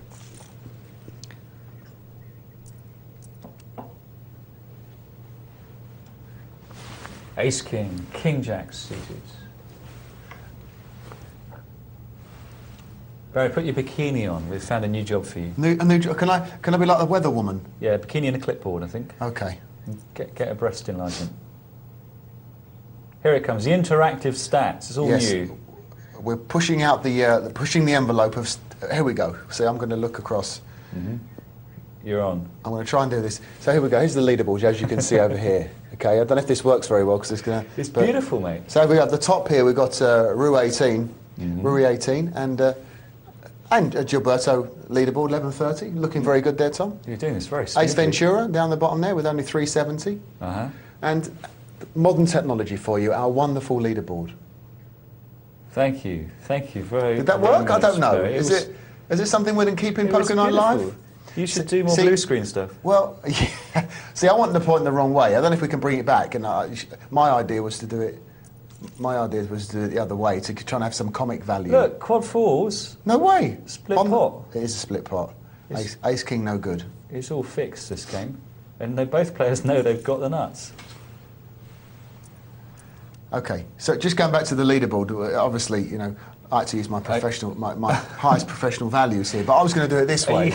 So here we go. This is how I was going to do it. And here is the leaderboard this way. You see? Oh, there we go. This way. But I think it worked this way because, you know, it just has the comic value. But you're taking away the spontaneity that we so carefully contrived to project here. I know. You've given away all the trade secrets. I'm trying my best, you know.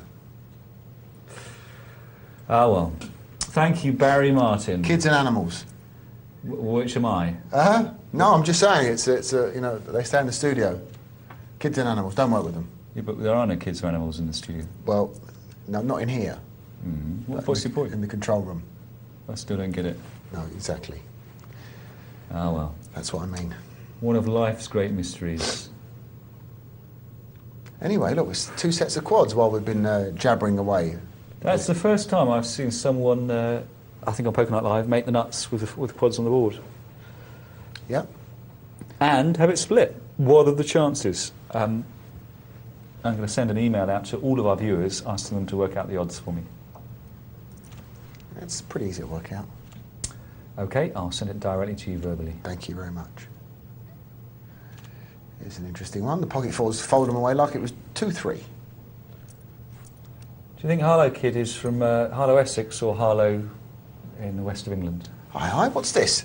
Even more modern technology coming our way, showing us the best hand was... Rue had the quad fours with the ace kicker. Can you climb up from the bottom of the screen, Barry, and sort of just sit You put on my the head ace? above and start kissing each four. Look Yeah. at these lovely quad fours. It's like play your cards right. That's with right. a I expect a dog. Come on, Dolly, do your dealing. We never stay still at Poker Night Live. It's always evolving and getting better. You know what? It's interesting that we actually got our finger on the pulse because that wasn't the best hand. We've had jacks in the last 15 minutes and they showed the fours. It's true, yeah, they can't even get that right. No. Animals and children. It's all about presentation. It's nothing to do with substance. No. As Rupert Murdoch once says, content is king. He said that. He did. Rupert Murdoch said that, did he? He did. Someone asked him in an interview recently about the onset of electronic media such as the internet killing the newspaper business in not only around the world but especially in the UK for his, you know, his News International empire. And he said, in a very thick Australian accent, there'll always be room for us in this world because content is king. Did he? Rich from someone who owns the Sun, eh? The dirty digger himself. Anyway, we shouldn't be opening this can of worms, should we? Well, yeah, we mustn't get too political politics on and Poker Night stuff. Live. No. We don't do politics. Religion and politics. We don't do religion or politics. Still, Lib Dems, eh? Yeah.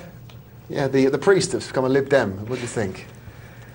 I'm looking forward to the contest between Ming and Gordon at the next election. Think so? I think so. Okay. Cowboys. No, not us. Roly-poly there in seat 3. Cowboys. I think it's about Simon Hughes there. Very possibly. Yes, indeed. I know it'd be his chaps. And yeah, I know, Nick's done that joke. without slipping into a pair of kings for roly-poly. It's getting a bit controversial. Here we are. Slippery slope, Tom. And look at that. His opponent has called a jack, but unfortunately, with 2 overcards, he'll probably let it go. And he's made it 80. Very interesting. No joy. I want to ask the powers that be when we're going to get real-life avatars or webcams showing our players as they play. Oh, I think it's all in the pipeline. Could be dangerous. The pipeline Could be very dangerous. Yeah. Yeah, we need a webcam where we can see people's reactions of joy, disgust. They won't need us then. They could just show it live. People kind of, eating the webcam or throwing it around the room. Putting mooners. Oh, yes, indeed. You see, this sort of privilege gets abused. As do webcams, so I'm told. Is that so? So it is. Look, we've still got 8 players. We Barry. have. It's this action's too much to take. What a bunch of rocks. But look at this. So both these players got a big whack of their chips in the middle. Someone's going to be prompted. The King 10 fancies a piece as well. Marvellous. Look at this. He's got live cards. What a poker genius. Oh, what a poker genius. He's hit it as well. What a fish. Although Johan's got to be feeling pretty comfortable about that. He's got the nut flush draw. 2 of his hearts are dead. And he's got the gut shot queen. Oh, it just... Oh, I can't take, Mum. Can we get the medic in here? I just can't take all this excitement. Venture is the only one who knows how to play this game. Yeah, King 10. Gets it in third. Well played, sir. Triples up. Alrighty then. Oh, we said that one, didn't we? But well done. He knocks out Johan Haren in 8th, the poor fella. Probably the class at the table and out first. Did nothing wrong, really. No, well, that's right. I mean, Ventura had his big blind in there, but in a 3-way pot, I'd probably passed it. Yeah, there's not many situations where you're going to have, two live cards at best. No, indeed. At best. Still on a good day, they both got under pairs, I suppose. Anyway, he's tripled through, and he's now showing a profit on his starting stack. 1,000 chips is what they start with.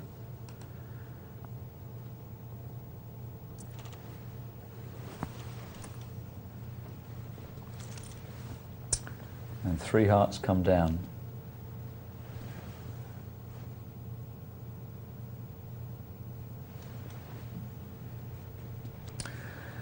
And roly-poly makes one off the nut flush. Not impossible that someone's got an ace of hearts, but for the time being, he's provisionally assuming not. And if that doesn't take it down, he might be a bit careful, but it does. We've got an email here, Barry, from Nicholas in Grimsby, who says, "Hi guys, I'm looking to open a local card room, running tournaments and cash games. Can you give me any advice on this? The legalities. Don't worry, Barry, it's up in Grimsby, it's not going to be on your turf, not going to have a turf war here. Great show," he says. Any tips? Find out how the court case goes first. Yes. Okay. I've got to be careful what I say here. Go on. Don't want to be libelous at all. Get some good legal advice. That's what I'd say. It's very expensive, but take good legal advice. Read up on the Gaming Act, and good luck. That's all I can say. No trade secrets given away. No trade secrets just as yet. But if you want to, feel free to contact us at the club. Phone numbers on the site if you want to find out more. I'm sure you can understand. We don't want to say too much on air. No, just so interested. I don't know if you can even discuss this, Barry, but to what extent are the poker and the sort of cafe bar aspects of your business both profit making, or is one a clear leader? No, actually the way it all works is that Gutshot Limited, which I'm the chief exec of, actually owns the whole premise, leases the whole premises, but the bar, restaurant, internet cafe, etc. Which is very nice, I might add. Yeah, it's a cracking place. Leases or rents the downstairs area to the private members club, which runs a non-profit making card room. Oh, that's why it's called the Collective. Well, it's an association with a constitution. It's it's like a small republic. Something like that. Being invaded by with fascists. the chairman. No, it's run by the members. The members vote in a committee, as in any private members club, and that's the way we do things. but they obviously, the gaming board have an issue with what we're doing. Well, there you go. Have a nice coffee shop upstairs and try a nice fish restaurant in Grimsby. How about that? Make lots of money But before the there's board. probably quite a few fish restaurants. Yeah, in it's Grimsby, isn't competition. He's an innovator. Thanks, Nick. Let's go back to our game. And still got 7 players here. Time these blinds went up. I think someone's forgot to put the blind clock on. Ooh, 2 overcards, and the nut flush draw, and the fact that the board is paired means less likely his opponent has got any part of it, and still Rui is in there. And Ace Ventura, wow. That's an amazing call, isn't it? Yeah, how does he make it, Barry? We must call this. He's called it twice. He must call this. I would call it, considering the pots. Oh dear. Yeah, me. Oh, he just got the heebie-jeebies suddenly. I mean, What hand can he put him on that he calls 2 bets on the flop and turn and not on the river? the trouble is with Rui is that, of course, Ace Ventura on the river generally will only bet a hand. But Rui looks a bit like he might have been drawing, and so Ace Ventura's got a motive to bluff on the river. Yep. 2 draws come up against each other, the one that bets the river takes it. And it was so cheap, he was getting 5 to 1.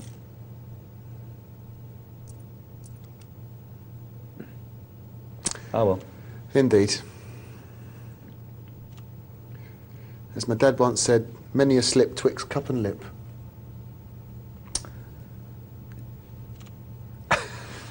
You're stuck now, aren't you?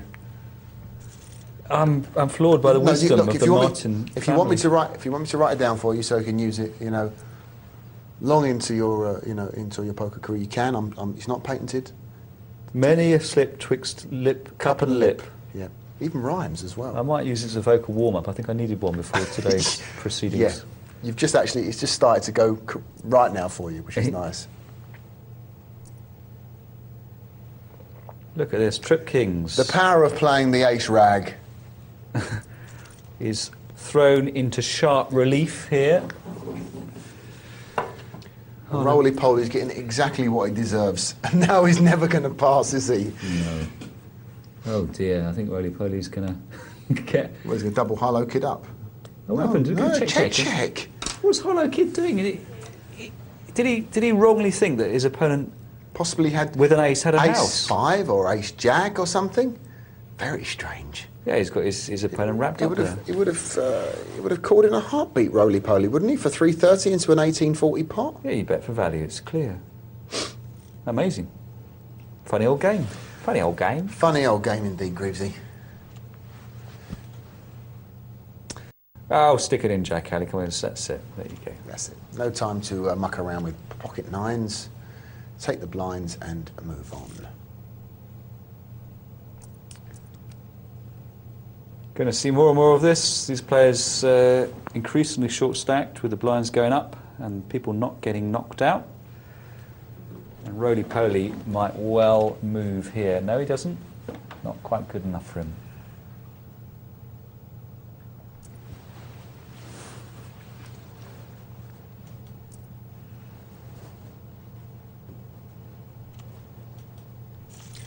Oh, he lays the ace rag down in the small blind.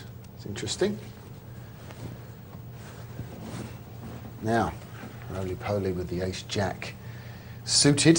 Is he going to get Gilberto interested? Looks like a weak bet, doesn't it? The all-in move from the cut-off. It's going to cost Gilberto a big portion of his stack. I think if Gilberto's got his head screwed on, I know that Roly-poly's short-stacked, in fact, could, aces he might play, kings possibly, but a hand like ace-king, for example, I'm going to stick it all in if I've got 4 Yeah, cards. you're never going to just make a piddly raise and then get outplayed on the flop if someone calls. That's right. So a good fold from Gilberto, but certainly doable. Mm-hmm. However, yeah, Jack Alley knows he's up against someone who will defend his big blind. Exactly. With the chips that he's got, there's no point in attacking the blind. You see this a lot, don't you? It's a common mistake beginners make, that the big blind's sitting there with 2.5 you know, 2.5 big blinds left, and someone on the button thinks he's being cute by raising it up, trying to nick. And you know the big blind's going to call, and they, oh, I didn't know, how can you call? And he turns over Jack 5 or something, and then the big blind's got, you know, just 2 random cards. It's irrelevant what he's got, but how can you call? Well, you have to look at your opponent's stack before you start making moves on them. And you know, as opposed to that, but just as important, you don't try and nick players' blinds that are A, aggressive, or B, have got a very big stack versus yours. Wouldn't you agree, Tom? Absolutely, yeah. It's very important to look at how big their stack is. If they've got a big stack, they may call for implied odds. If they've got a small stack, they may call because they're already pot committed. If they've got a medium stack, then there's someone you can put pressure on. If they've got 7 or 8 big blinds, they're in prime position to have pressure applied to them.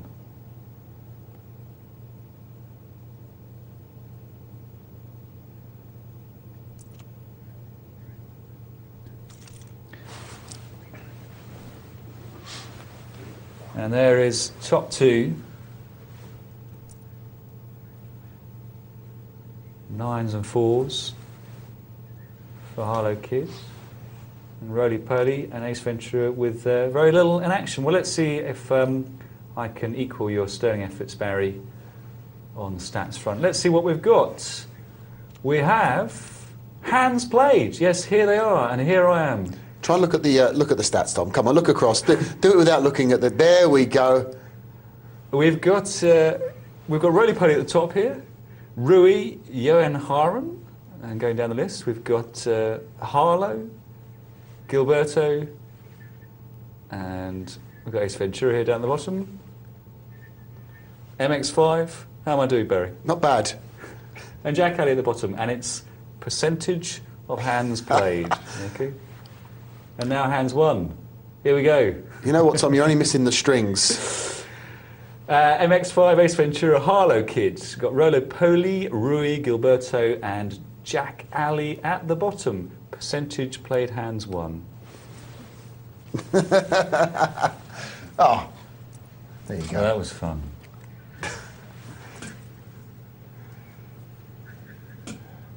Ah, sincerity. It's your middle name. Actually, it's not, is it? No, it's not. It's Daniel. Really? Okay. Which gives me the initials TDS. TDS. Does that mean anything? TDS? Tedious. Yeah, okay. Said like that, it all fits into place. Ace King, about to come a cropper up against full house, and we're still 7-handed. Look, blinds 163.20. This is madness. There's no. Everyone's got like 5 big blinds. We're going to advance straight to the bubble, I think. Yeah, it could be carnage in the next round for sure. So that is your real middle name, Daniel? It is, yeah. Okay. What's yours? I'd rather not say, because it's not something that you would initially pick. My father was. Are you secretly posh? No. It's no. not sort of like Aloysius, is it? No. Well, my father was a big car fan. You're called Hillman Imp? No, because my last name being Martin. Ah, is it Aston? Yeah. Yeah, I know. Yes, it's rather interesting. And did you ever have a word with the NSPCC? No, I didn't. And funny enough, when going to school, I actually never told anybody my middle name was Aston. So I'd done an interview recently for a newspaper, and it came out, and I know a number of people come up to me and start making some card jokes. But hey, I can take it. I play poker, up, occasional minor rub down. But it's different, that's for sure. And he could say to his mates, I've got an Aston Martin at home. Yeah. How big is the engine? Oh, about 3'4", about 11. So there you go. Well, we've got a showdown, and this could be it. There it is. There we go. All over for roly-poly. And he doesn't get the cake. No, he doesn't. Jam all over his face and so forth. And Gilberto's certainly going to move here with all these short stacks. What's he got to fear? A small blind? That's about it. Well, can Ace Ventura pass? I don't think he can. Wow, that's a big move from Rue, isn't it, considering? It's a very big move. One that the Ace Ventura can't pass, Really? Can he part? He can't. I guess Rui reckons he's in the big blind. Let's go anyway. He's got suited Big king. flop for everybody. Gilberto's now in front. Any diamond, any king? No. Gilberto will scoop. And you said, Tom, that this could be one round and we could be down to the bubble and bang on the money. Lo and behold. And still, with the blinds at 163.20, only Gilberto is really safe. And he's going to have his big blind nicked here. I'm pretty sure Queen 10's certainly good enough here. I can't see Harlow Kid passing this. Oh, always limps. What about your folding equity, sir? You threw it all away. Dear, dear, dear. I know it's on the bubble, but yeah, he's asked for that to happen to him, hasn't he? He said, look, I'm going to limp. Folded it. Yeah, he said, I'm going to limp, you raise and I'll pass. I like the play from Gilberto. It just smells of weakness, doesn't it? The irony is that even if Harlow Kid calls there, he'd still rather have bet and had Gilberto fold, as Gilberto would have done. Because he's got 2 live cards. Now, Gilberto's got the chips and pushing people around. He's playing good, you know, stack poker.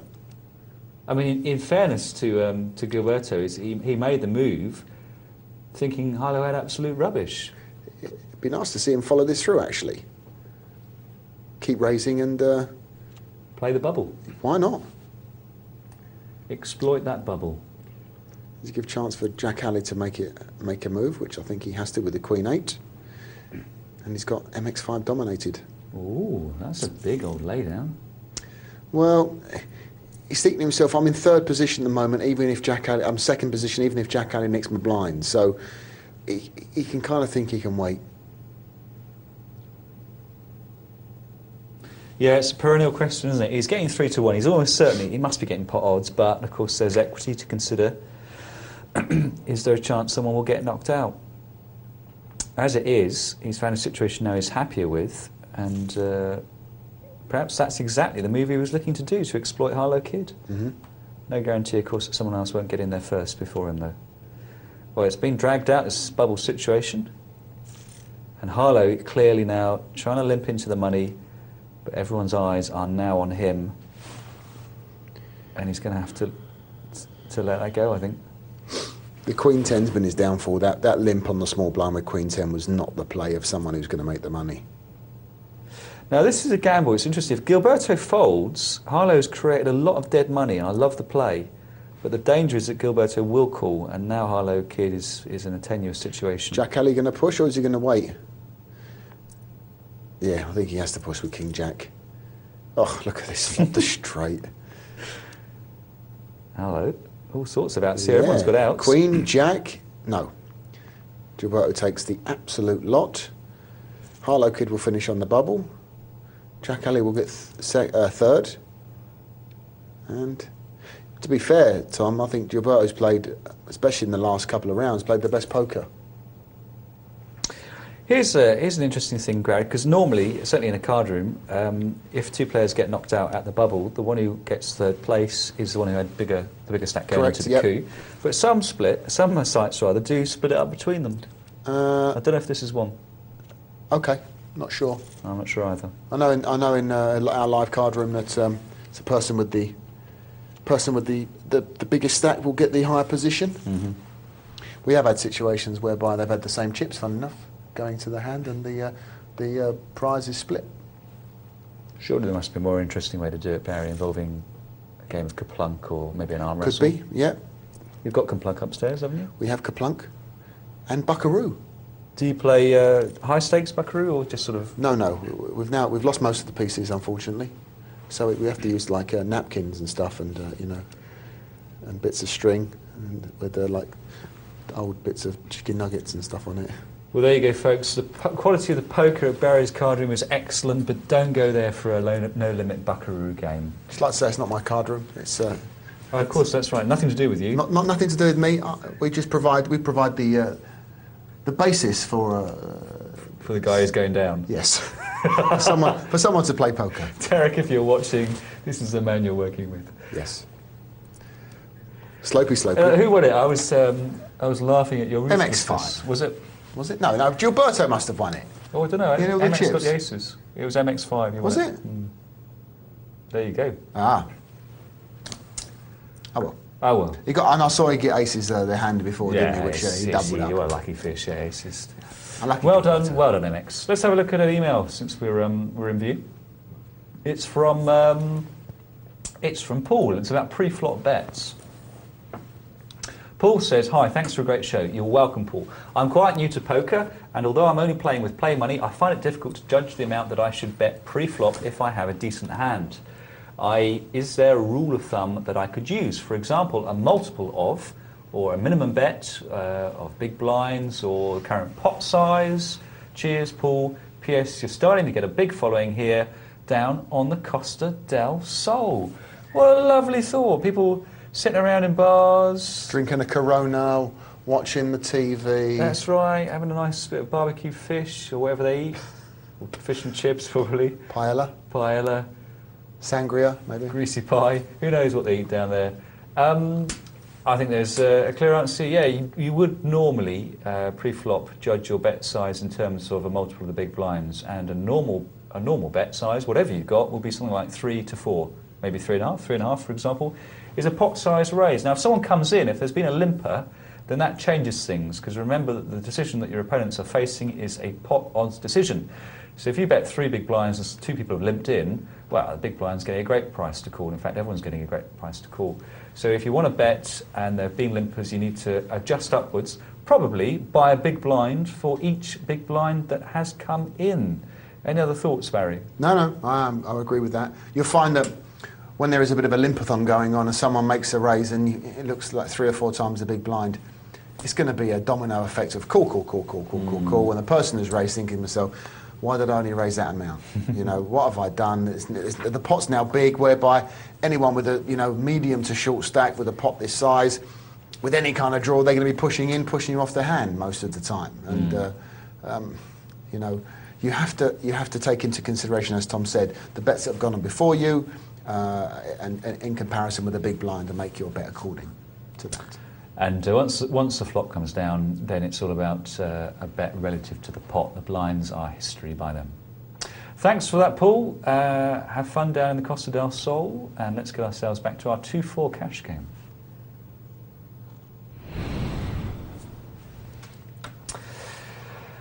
And they're still slogging out. Look, Cantona, he's the man who caught the Queen. Do you remember? Yes, he was a lucky old fish. Well, he's doing something right, because he's still there. Of course, it's possible he just got lucky, but he's got a few shekels now. He has. Maybe he's played off the image that he acquired from that play. Well, it actually didn't get shown down, did it? That was the difference. That's right. Your man folded. Yes. Did your man fold? He did. He folded on the river, didn't he? It was 100 was the bet, wasn't it? Yeah. Tens he had. Yeah, 10. Bottom pair for Mr. Perfect. Bottom pair, top kicker. Strange sort of hand. Yeah, I like it the other way around usually. Top pair, bottom kicker. It is better. I would think so.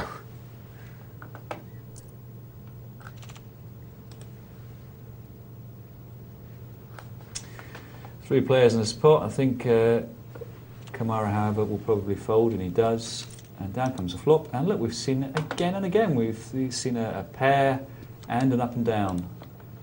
On this occasion, I Got It Kid is much the favourite, because he's got the same draw as Flowers, but he's already got his pair. Flowers must make a straight to take any money at the showdown.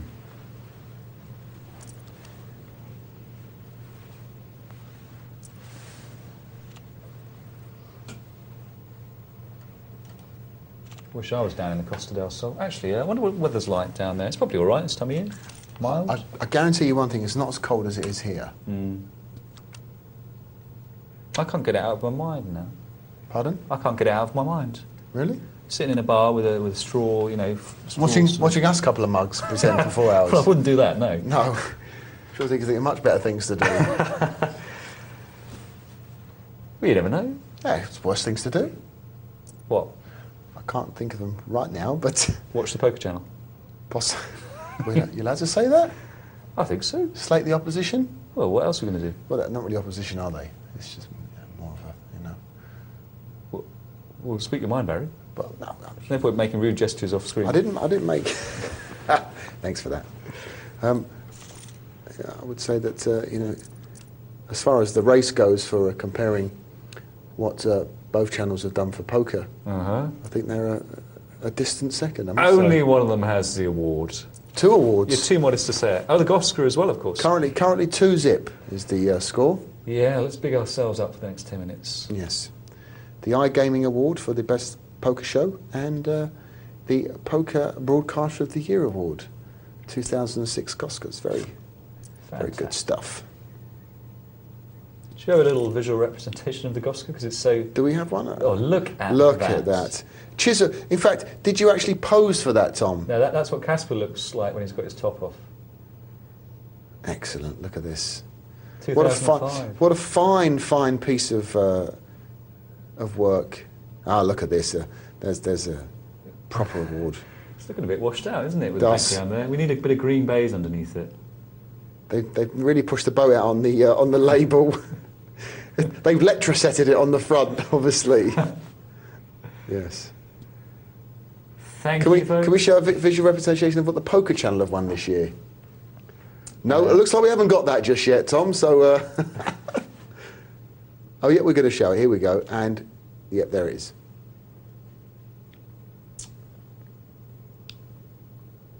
They do a similar version of something like Poker Night Live, don't they? Where they've got their automated voice. Check, call, pass. No, it's Stephen Hawking. It cost him a fortune. Stephen Hawking? Does he do the commentary? Yeah, he does. I pass. I'm sure there's scientists out there saying, this is outrageous, how dare you? He's a genius, the man. I don't deny he's a genius. And... in fact, didn't an episode of Star Trek Next Generation have Data playing against Stephen Hawking and like Einstein and Isaac Newton? I don't know, Barry. I'm a bit of a Star Trek fan. Are you? You're trying to have a bit of a nobble at me, yeah? Is that what you're trying to do? Not at all. I'm just confessing my ignorance. You are? No, you're trying to have a go at me. I'm not. I'm not having a go at you, You Barry. brought in Stephen Hawking, okay, and now you're trying to take the P. This is outrageous behaviour. I wouldn't get like this on the Poker Channel. I'm so sorry. I shouldn't... Can I go back to my story now? Do. Stephen Hawking, actually, it was... Put him in a one-shot, please, so I can't be seen smiling. No, get back on 2. No, okay, that's better. See, I can now stare at you and see you go slightly a same shade as his hair, which is very, very red. You get on with it, Barry. Strawberry blonde, please. Look, this is a 2-man show, okay? I can't talk about a story about the Next Generation if I'm not looking at you. And you're being derogatory once again. I'm not. Okay. Do it. Well, you've killed it now.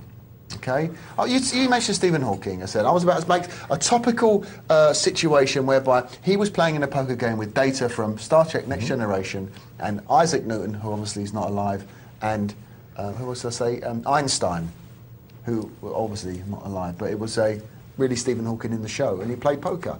And he played poker? Yeah, he was playing poker. Okay, I do apologise. See, you don't listen. That. I thought, I don't know. So you're busy computer fiddling with your mouse, and you're not listening to me. All right. Okay, what happened? I don't remember. Oh, sorry, I can't remember. If any Star Checkers out there can remember actually what happened, I think, in fact, what happened was Stephen Hawking raised, Data re-raised, and he tried to get to the table, but his wheels got rusted up or something. I can't remember. I'm sorry. I'm joking now. But it was very, very topical because they were playing poker. Now, people won't believe this stuff isn't scripted, but honestly, this is ad-libbing we're doing here. Hold on, is it? Let me see what's next. No, it's not ad-libbing, it's off the script. Should we, have we got time? Should we do an email? Should we do an email quickly while you're remembering what happened? We got one here from Charlie. Charlie, please can you clear something up for us? My husband wants to raise a crazy amount when holding ace-king suited pre-flop. Actually, he raises when it's not suited as well. I said that maybe we should limb in and hope we hit. Limb in? Is that like swimming? As we have lost a crazy amount with him raising and not hitting the schmuck. Your advice, please. Oh dear. Limb in. I would be inclined neither to limb in nor to raise a crazy amount. I'd put in your standard 3 or 4 times the big blind, to be honest. Get it heads up, hope to catch an ace, hope you guys got ace-queen. Away you go. That's the way I play it. Barry, do you limb? I very rarely limb. Did Data? Did Data limb? No, Data didn't limb either. Let's not go down that one, okay? You've upset me. I'm a big Star Trek fan. Charlie, neither Barry Aston Martin nor Data would limb in. No. So, but I don't think the big raise is sensible either, because you only get called in the end by aces or kings, and then of course you do your money. Well, no, actually I would disagree with that, because if you do make it 6 or 7 times the big blind, it may look like a call that someone doesn't want. 6 or 7's okay. Yeah, and 10. you say someone like with ace 10, ace jack, may call. Maybe a good play. Got to read your table. Situations are very different. Cash tournaments, big stacks, short stack. Oh. Oh. The quality of analysis is amazing. Come back for more Poker Night Live soon.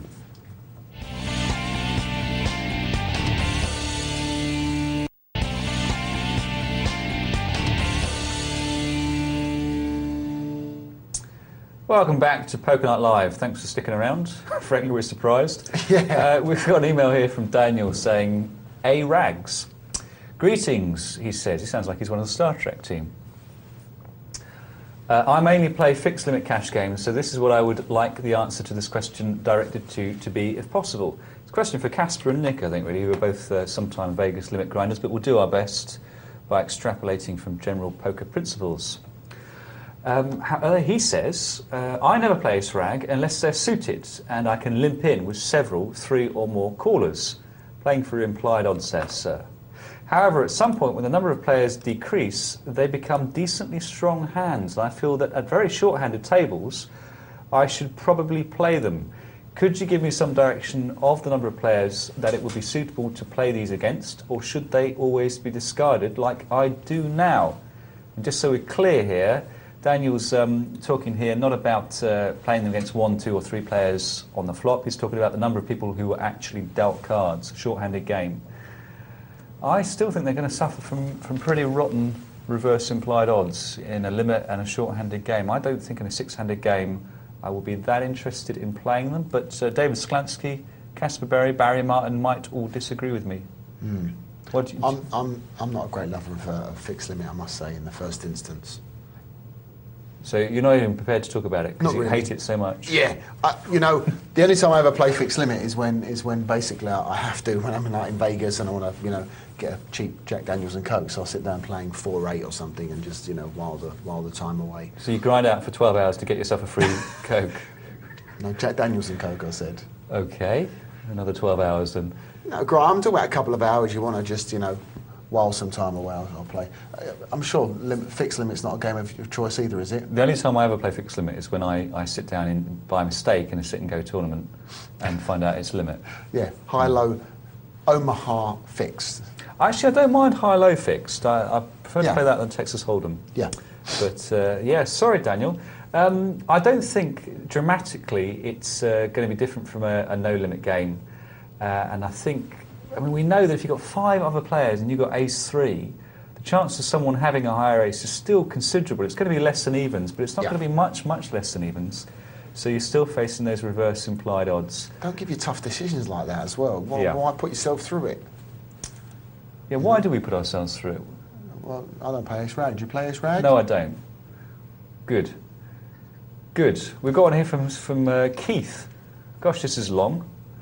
Thanks, Keith, for taking the time. Hi, guys. I've been playing online for about 8 months now, and I'm a consistent winner at low stakes, up to $1, $2, no-limit tables. Well, I wouldn't say that was low stakes. That's going on for medium stakes if it's no limit. On your advice, I bought Sklansky's A Theory of Poker. I want my money back. No, he doesn't say that. At the beginning of the book, he puts forward his fundamental theorem of poker, which states, everyone bow down, please, because David Sklansky is about to speak through me. Every time you play a hand differently from the way you would have played it if you could see your opponent's cards, they gain. And every time you play your hand the same way you would have played it if you could see their cards, then they lose. Conversely, each time opponents play their hands differently from the way they would have if they could see all your cards, then you gain. And every time they play their hands the way they would if they could see your cards, then you lose in the long run, in which we place our trust. Now, this is indeed the fundamental theorem of poker, as David Sklansky has exposited. Indeed. He's written it down in I'm not going print. to help you here. This is fine, says Keith, if your opponents are excellent players, but many players who play low-stakes poker would make incorrect decisions, even if they could see all the cards. This is this is where the theorem falls down. For example, yesterday I went all in on the turn, going on and on. Okay, yesterday someone played it wrong. I agree. And then he says, am I right in what I've been saying? You are absolutely right. And David Sklansky himself admits that it doesn't work against players who play badly. So And that's why Slansky will never win the World Series of Poker. Do you think so? Yeah, because it takes too damn long. Time, sir. Clock. You're right, Keith. Thank you very much for that. Am I joking, Keith? I'm only joking. We're gonna nip down to the multi-table Are tournament, we? The green table. the Land of Green, and see how they're Exciting. getting on down there. Let's have a look at where they are. Well, I can tell you the latest news is that there are 11 players left on 2 tables. Chip leader with 860,983. I'll take him. That seems rather That's big. got me wrong, isn't it? With the average stack of 28,000. I think he might have been. That's a very big chip lead. Yeah, he's been sneaking chips into the game. But his name is in fact 86,983. So that's very confusing. That's one I can remember. There's a guy who plays on the high-low on the site where I play who's called Sitting Out, and it took me ages to work out that he wasn't sitting out. Mickey's blind. Yeah. Oh, he'd come over the top. He must have made That's a a good fortune. name, actually, isn't it? Yeah, yeah. Sitting out. Incredible. So are we going to see the multi-table? I'm really excited. I do like watching the last couple of tables. The final table, excellent. So we're being told via technology. Final table. Well, it'll be delightful, and we like a good multi-table tourney, don't we? Yes, we do. Good fun. Not just because it's green, No. but because there's a lot of drama. And there's more than usually one table. We do pride ourselves with our multi-table tourneys that they are indeed multi-table tourneys. Usually. Unless there's not more than No, then 9 it's a players. complete fraud. Oh, here we go. Sorry, we were just having a bit of a technical difficulty by seeing the by seeing the table, but now we can see it. Barry, don't give which it is great. away. Well, look, we were faffing around there. We're usually very slick, very professional, and absolute cutting edge of the presentation skills. Oh, don't pull the other one. Okay, we couldn't see it. No. Should we done a email? Okay, well, look, we've got the multi-table. Let's talk about it a bit. Okay, where's this? Where's 8623? There he is with 91,000. It's pretty good shape. He is indeed. So the blinds, what are the blinds? 1,000, 2,000, and this is a very long dwell up with 2 pair against 6, 7. A 5 would have made the straight, but no one had it. What insightful No, I think analysis Mickey 78 with his 6, 7 is obviously in bad shape and looks like it would have gone out. Well, should we have a look at an email? Because we do like a good email. Should we do or an two. email? Okay, let's have a quick look at the emails. We've got one here from Pango, otherwise known as Panago. Oops, that technician. Sorry, we've had... Sorry about that. Where'd he come from? who is that guy? I've seen him sticking around. Have you checked your wallet? You okay? Okay. My shoes are much cleaner though. He does a grand job for £5. He gives them a quick buff up. We've had a Chelsea supporter invade the studio. Yeah. 1-1 draw. He comes in. He thinks he's Jose Mourinho. I've never seen anyone move so fast. Not that big Incredible. anyway. I came across a streaker once on top of, not Snowdon, the second highest mountain in Wales, and that's the only person I've seen move faster. We found him sunbathing with no clothes on. On a mountain. On top of a mountain, yeah, trying to soak up that UV. What was you doing up there? Going up to take all my clothes off, of course. No, I was up there with my dad. Okay. That's all right, I can climb a mountain, can't I? Yeah, of course. I didn't know you was you're a mountaineering kind of chap. Rucksack, hiking boots, that kind of thing. That stuff, yeah, sweater, Really? unbreakable thermals. Excellent. You ever been stranded? Not up a mountain, no. Okay. Been all right so Oh, far. but you've been stranded elsewhere? Well, yes. Okay. I'm just asking. Should we? Well, let's do an email. If we waffle a bit, should we get that guy back in? Just to muddle around underneath the Put a desk? chair up. Come on, we've got the three chairs around. What did I say to you earlier? What? Children and animals. Okay. But he wasn't either of those either. Well, I didn't say that. I'm just telling you that was. Good evening, says Pango. I have a theory regarding middle pocket pairs. Fantastic. We love poker theory. I've been playing them by limping into multi-action pots. However, my alternative theory is to raise if I'm first to act from any position. I've narrowed the field and I will then follow through with a semi-bluff. Well, that's quite a semi-bluff, Pango, if you're drawing to a set. If there is multi-way action, I can let them go. If I hit, I will slow play or bet the set depending on the opponents and the flop, and if there are any draws on the flop, etc. One consideration on my theories is that it will be hard for opponents to put me on a big pocket pair when I get them. What do you think? Well, it sounds great in theory. In practice, Barry, I'm a little sceptical that that's an expectation play. You're going to get called a lot of the time. Yeah, you are. And you're only going to... It's a risky play, you know? You keep following through with your middle pairs, especially when there's two overcards on the flop. We spoke about this earlier, didn't we, with the sevens? When only one overcard comes, you can make a pop at it. You may be out of position first to speak, but as long as you're not committing an enormous amount of your stack, you can make these kind of, call it semi-bluffs if you want. You may not be bluffing, you may be actually winning at that point. And you may get ace-king to lay down on a jack-high flop. You may not. But it's a very risky play, especially when you've got maybe an aggressive or a pretty solid player that's raised into you. And you're playing pocket sixes, sevens or something like that. Could become a cropper, especially these, online sit and goes where the stacks are not deep enough to make these moves on more than 2 or 3 times in some of these tournaments. I think that the central problem you're facing here, Pango, is that with that strategy you're committing yourself to making too many continuation bets on the flop. And it's not going to work. You're just going to get called. And of course, once they see you make a continuation bet and then fold to a raise a few times, they're not going to be scared of you. I don't think you can make it work. But if you've got a lot of data under your belt, I'll be interested to hear it, but it sounds a bit iffy to me. Thanks for that anyway. We do like a good bit of poker theory on the show. We are going to get ourselves back down now to some real poker. Take us there, please, Maestro.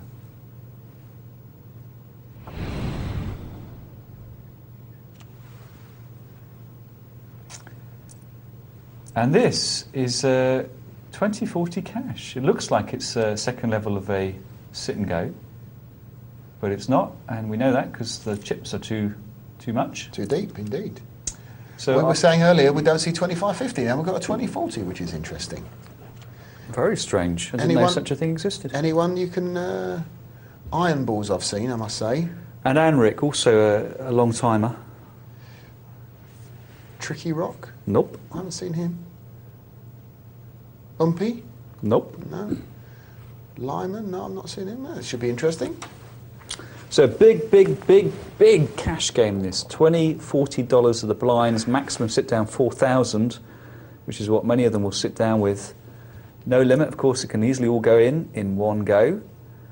Well, perhaps not in one go, but on one hand. Depends if Charlie's hubby is playing. Was it Charlie's hubby who liked to move with the ace-king? Can't remember.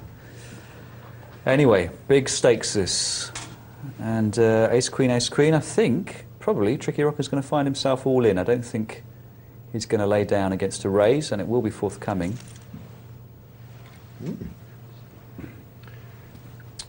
On the turn then, if not the flop. I'm sure Iron Balls can read that as weakness. Tricky Rock isn't going to slow play that. And there it is. Chop chop.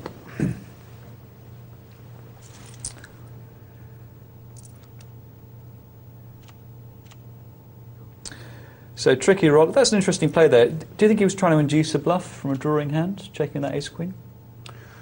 Possibly. If you guarantee... See, it's a strange play because if you're going to say to yourself, right, if I check and he bets, I'm going to guarantee, to call this, then moving in there may induce a fold. I mean, in the long, say if the guy has got a flush draw and he induces a decent sized bet, he will make more money by inducing that and calling than he would if he folded and took the pot. Yeah. But he will, of course, suffer more variance.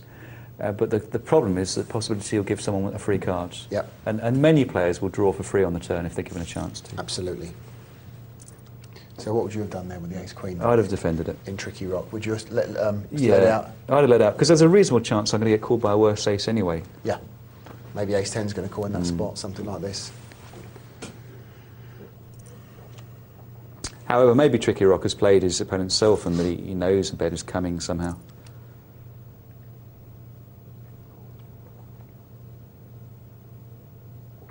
Umpi. 7-handed, ace-10 off. For me, Barry, call me a rock is still actually not good enough. I don't want to get involved. Not really. Not for 120 bucks for sure. It's a full game, and you're under the gun. Don't like ace-10. No. Ace-jack, I'm You might as probably well raise play. with 2-3, because you get any heat coming around the back, you're going to fold it. It's a steal, really, isn't it? Whatever way you want to look at it.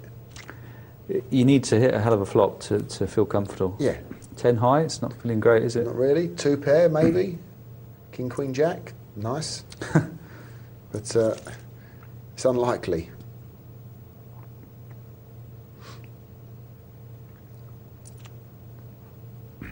Ace-jack, good for about 120. So Lyman, currently our chip leader there, he's pretty much got double the maximum sit-down. But everyone reasonably chipped. Fally 2, who is the short stack, has still got, it's got 50 big blinds, yeah. Plenty of chips.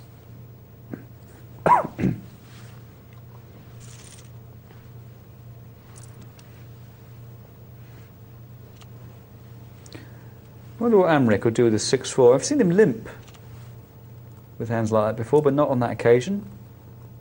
And not interested in nicking. In a 7-handed game, or 6-handed game rather, you do have to do your fair share of nicking. Yeah, 60 bucks is in the middle. It's worth a punt now and again, isn't it? I think I'm going to mostly with 6-4 suited. Mostly.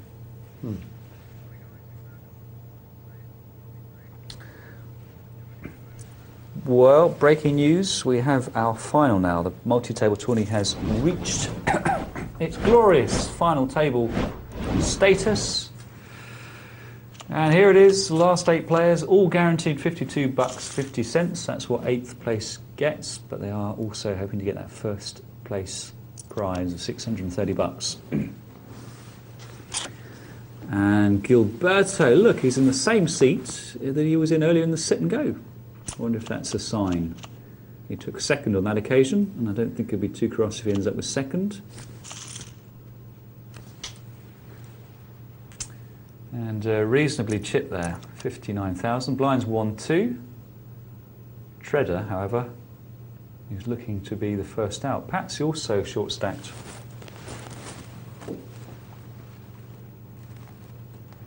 Yeah, good. I think it's going to be all in here for a Treader, isn't it? 5,000 with the blinds at 1-2. Yep. And it's great because he's going to get one caller. Yeah, I can't see Gilberto calling this, passing this, for sure. But he's not in terrible shape. Nope.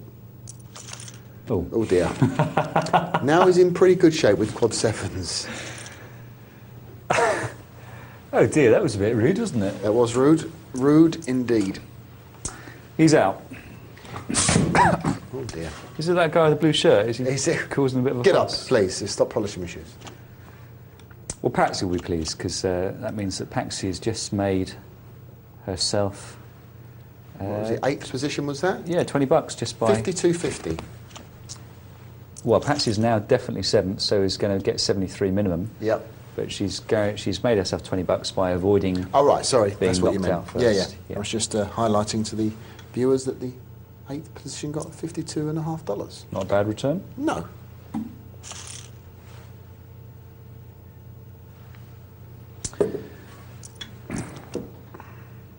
And Patsy will be looking to make a move fairly soon with 8 big blinds. She can let the button go past once. Maybe twice, but not if the blinds are going to double. I think she's going to really need to move once the big the button goes past. Meanwhile, fours, taking on ace-10 suited, Jono takes a view, as they say, and I personally think that was a very unwise move. It's a big move, 35,000 chips. It's going to work, but I don't like it. Oh, and even so gets called. Lots of outs though, queen, there we go. I was going to say queen, king, ace or 10. And now we have pretty much a 3-horse race after that pot. And kings is his reward.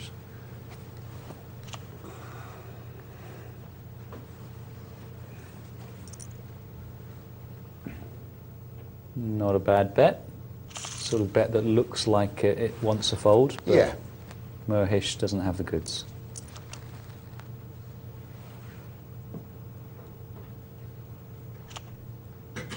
So Patsy in the big blind with 3-8. Not going to be defending with that, but might not have to, unless Jono decides to make a move. Gilberto just got stung. No, it was 8-6, sorry, he got stung. Yeah. Gilberto made quads, looking to make a straight flush with a 4-5. I flopped top house the other day. It was Omaha, Barry, but my man had quads. I was a bit distressed about it. So you paid him off, obviously. I certainly did. Got to be done, unfortunately. Nothing you can do.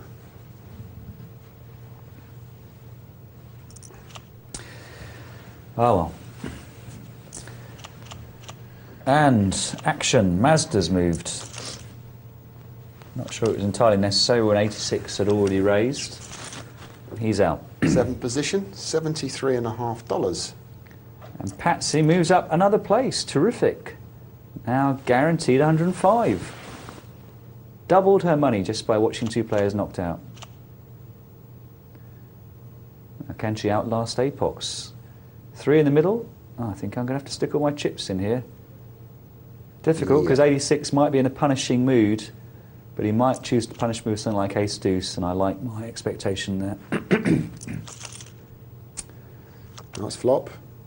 Looking good for the double up, indeed. And Apox will be upset.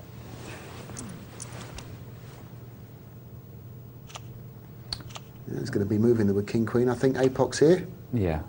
And he can't lay down against a re-raise, so he's got to move it all in, and that's what he does. Quick fold with the ace there in the small blind.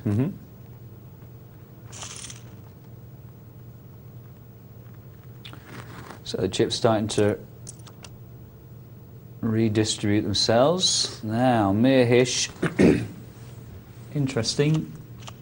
I think he's trying to have his pie and eat it, have his cake and eat it there by putting in a small raise that could be consistent with a big hand, but at the same time putting in a sufficiently small raise that if he comes up against a big hand, he gets away cheaply.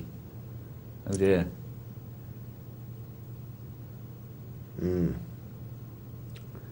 Interesting. It looks strong from Jono. Yeah. Jono's got every reason to be scared of the board, so if he's bet, he's probably got a big hand.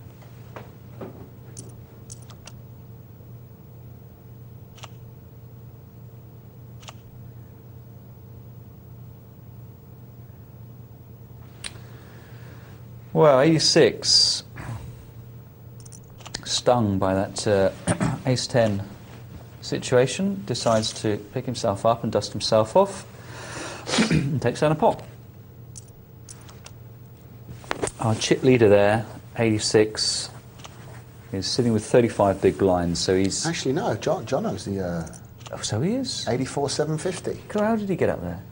It was the ace-10. It was the ace-10, took him in into the it lead. did. I take him out, yeah, 42 big blinds, so plenty of time to wait if he wants to. Plenty of time, but that's not necessarily what he should do. Like any of these multi-table tournaments, it's very top-heavy. Third getting $252, second 409, and first spot tonight winning 630. So definitely worth waiting. Yeah, you do? You think so? Well, put it this way: I'm not going to look to do too many silly things until we get to 3 or 4 handed. Which, And then you're going to do lots of silly things. well, I'm joking. I'm going to go through the gears. Put it that way. I'm going to try. I'm going to try and win it, obviously, but not to the detriment of finishing as high as I possibly can.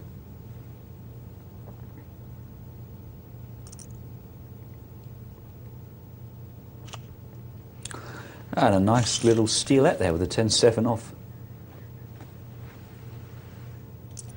Well, let's just remind you of the ways that you can get hold of myself and Barry the Bully, nay Aston Martin, in the studio. 62211 to text your poker queries and comments and what have you to us.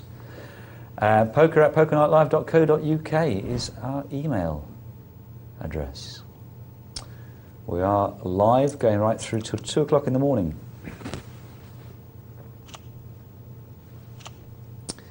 Ace Queen, wow, 6,000, 8,000, that sort of figure. 86 goes for 3 big blinds, or is it? I can't see, it's 8,000. 4 big blinds. Actually, 4 big blinds.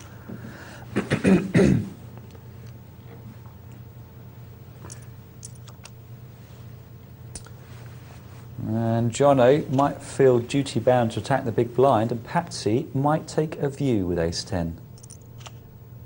Ah, well, that changes the dynamic considerably. Jono gets away from it, Patsy limps, and we can see it would have been completely different if 86 had folded.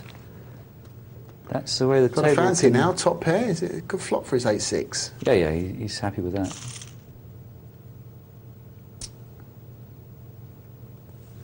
Patsy and Apox neck and neck, and these blinds will be rising now very, very soon, I think, Barry. They've been at 1-2 for a while. Merhish there with ace-jack on the button. 2 small stacks in the blinds, but with enough chips to fold, it's a great situation. I think it's an easy raise. And an easy, well, maybe Apox fancies seeing a flop with Queen-Jack. No, fancies raising with Queen-Jack and gets it all in. Jack or a 9 or he's out. No. Ta-ta. Merhish wins. And 6th position. $105 for Apox. Well done, sir. Ah, the boots, the aces, and he limps.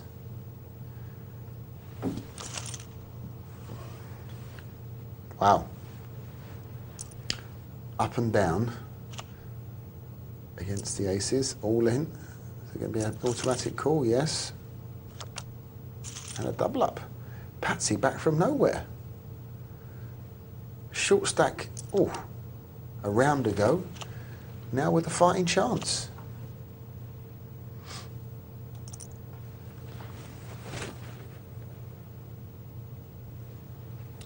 $86 raising on the button with the ace-4, thinks he's good. Oh no. Jono 24 with the kings in the... Oh, I'd have called, Barry. Me too, probably. Trying to trap 86. Been pretty aggressive. Yeah, definitely. Don't want to scare them off with the... No, and our call there doesn't look particularly strong. He's getting quite attractive pot odds to call with a range of rubbish because it wasn't hands. a massive raise.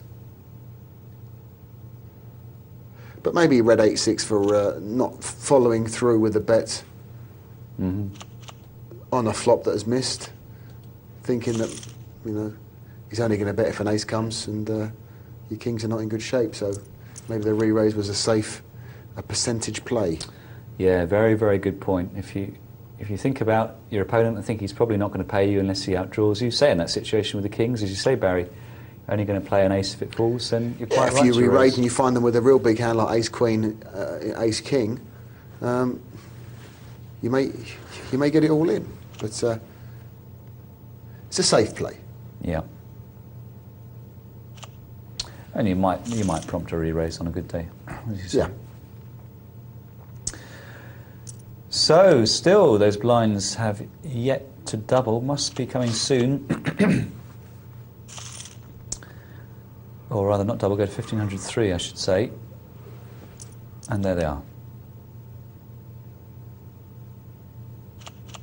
So Patsy now immediately sent back down to 11 big blinds in a 5-handed game. She can play a range of cards she wouldn't have played earlier when she was more heavily stacked. Are you going to put your money on any of these players, Barry, if you're forced to? Well, if you're forced to, you must. Well, you have to see that Jono's been getting a lot of big cards. We've seen Gilberto play many times on Poker Night Live. Good, solid player. It's a bit of a coin flip at the moment. I think there's 2 or 3 that can actually have got the quality and the chips to win this. Yeah, I can't see it clearly. And in fact, on these final tables, we always see sound players. Which prove one thing, that poker is a game of skill. Mm-hmm. Yeah. And that's why it shouldn't be bundled up with the rest of the chance games in the 1968 Gaming Act. Well, it's true, but it does mean, for example, that it's illegal to tip in a casino, which is jolly nice. Actually, it's not illegal to tip. In a casino, it is. No, it's not actually. It's breaking news here. No. The casinos basically got together. So our brief tells us the casinos got together and basically had a pact that it was you can tip waitresses in a casino. Yes. Right. So you can tip in a casino. They stopped tipping croupiers because of collusion and so it's not law. It's just a casino. It's a casino agreement. Yep. Oh, it's not in the Gaming Act. Nope. That's very interesting, Barry. I didn't know that at all. Yep. It also means that because it's wrongly believed to be a game of luck, it means that we don't play tax because it's deemed impossible to make a career from a game that's pure luck. Correct. So that's another nice, happy fallout. So does it mean that if poker's put into the bridge and the kind of stockbroking, backgammon or something like that, like a profession, do we have to pay tax on it? Well, it would be the natural fallout. Nice argument for the Inland Revenue to have a look at the situation closely. I think they're always happy to tax us. Oh, and I'd be more than happy for them to tax poker players if it could be shown as a game of skill and not a game of chance. It would make my day. Good thing about it, well, would you be able to put your losses at poker against tax? You can in America. Yeah. For tournaments, tournament losses you can. Tournament entries are tax deductible. But cash, no. No, there's no way of proving it. Mm-hmm. So you take a receipt for your World Series entry of $10,000 and take it to a taxman and say, I want to claim back on this. Thank you very much. It's great. So if you win a big comp at the beginning of the year, it makes sense to play a whole load of comps in the remainder of the year because it's all tax deductible. Yep.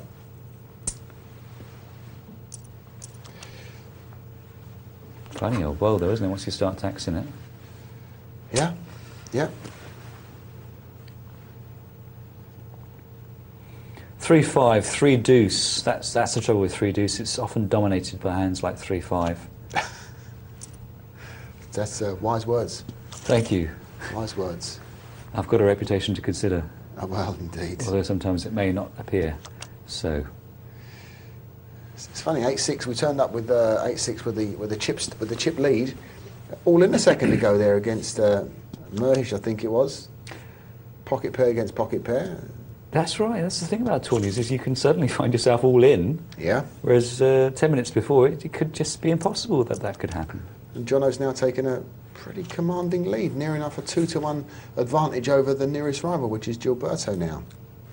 114,750 versus Gilberto's just a little over 60,000.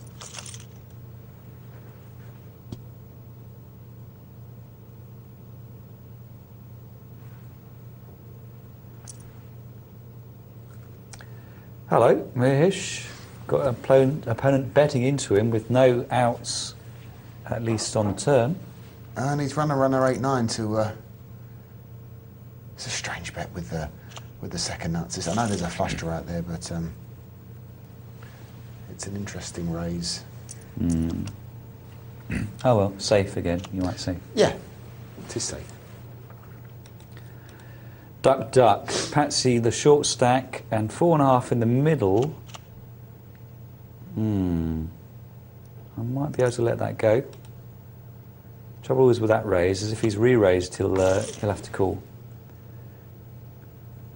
So I think that was the wrong price.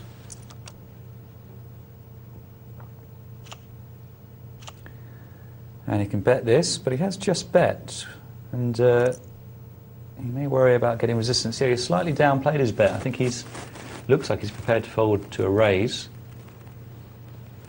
And that's the minimum from the Merhish. And now, look at those pot odds. 33 in the middle. It's going to cost him, 34 I should say. It's going to cost him 18. He's kind of on the cusp there. And there is, of course, the equity of knocking Patsy out. On the I'd cusp. call. You'd call, yeah. It's a difficult one. Yeah, I would call. I know. We said it's very top heavy. It's a marginal call, isn't it? Either way, I think it's a good play. Pass or fold. Call or fold is. I think one moral to be drawn is that when you're putting in a raise, don't put in a raise where if you're re-raised, you can't see what the right next decision move is if it becomes marginal. Oh well, he didn't know he was going to get raised. No. But certainly if he'd put in 8 or 9, it's a clear call. And we can see, in fact, he was in fine shape for the pot odds he was getting. 8s versus Queen Jack suited. I would be surprised, Barry, if he's worse than 48.5%. Yeah. It's not a massive dog. I'm going to type it into a poker calculator and see what comes up. Why not? And why not? Yeah, do you want me to do it while you're busy? Yeah, you do it, so I can commentate. So I better commentate. Top pair there for Patsy, up against the 7s. 20 grand. Patsy trying to provoke a raise there. Time to raise now, though. Close this one down. Was it suited? Just out of interest? Yeah, it was Jack Queen suit. Jack Queen of spades versus 2 8s, neither of which were spades.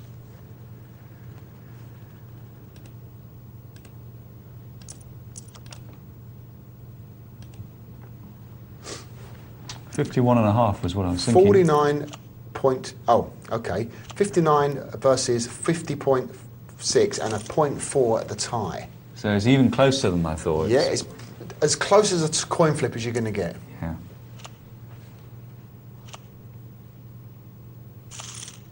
Now put in 7s, because I want to see the effect the 8s have as blockers for the straight. Indulge us, please, viewers. No problem at all. Slightly better odds in favour of the Queen Jack now the 8s. It's the winner now. Yeah, but only by 0.3. It's 50.3% against 49.3% and 0.5% the tie. Wow. So it's a marginal one. Yeah. But with the odds he was getting, it's easy for us to say. We can see what cards they had, obviously, but 2 to 1. I think I'm probably with you, Barry, unless I'm certain that I've got a clear edge over the remaining players that I can exert in a safer situation. Anyway, Mihish is certainly back in it. definitely. In second place, in fact, as it happens. But Jono, the clear chip leader. And staying out of trouble.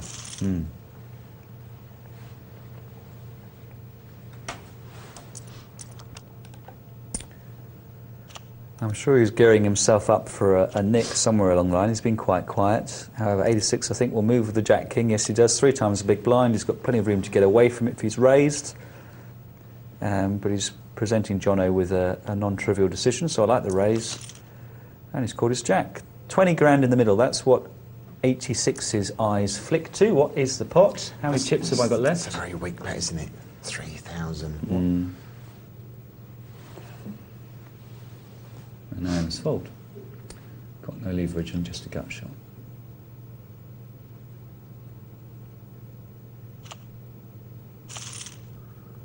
Was he trying to block a bet there with that 3? I don't know what he's trying to do. Didn't succeed, obviously. No. 4.5 in the middle. And I put in a decent raise here. Oh, well, 86 has decided to keep things simple for himself. Saying, I'm going to raise and I'm not going to pass. That's right, but if you are raised there, the funny thing is you're actually facing the odds where you've got to fold if you're certain someone's raising you with a higher pocket. Exactly. Interesting situation, and you know you're up against overcards. And if you're not going to pass, why not stick it all in?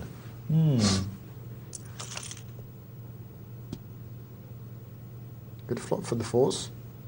Really? Yep. No 4s, but paired board, and not scare cards either. No. No paint.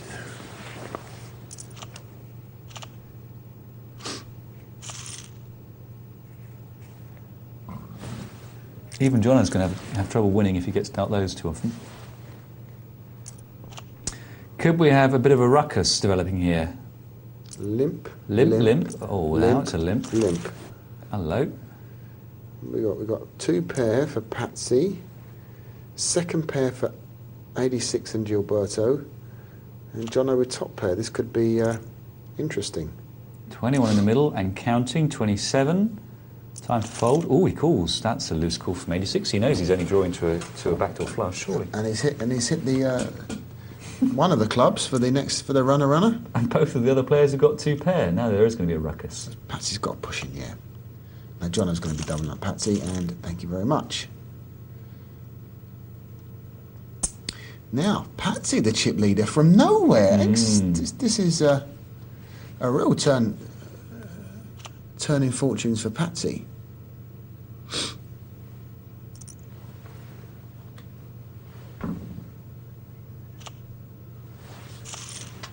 Gilberto takes it down.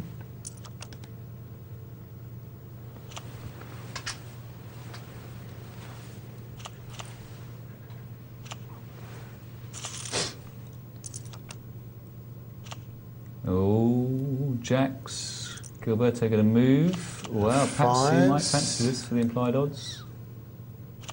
Nope. Playing a solid sort of game.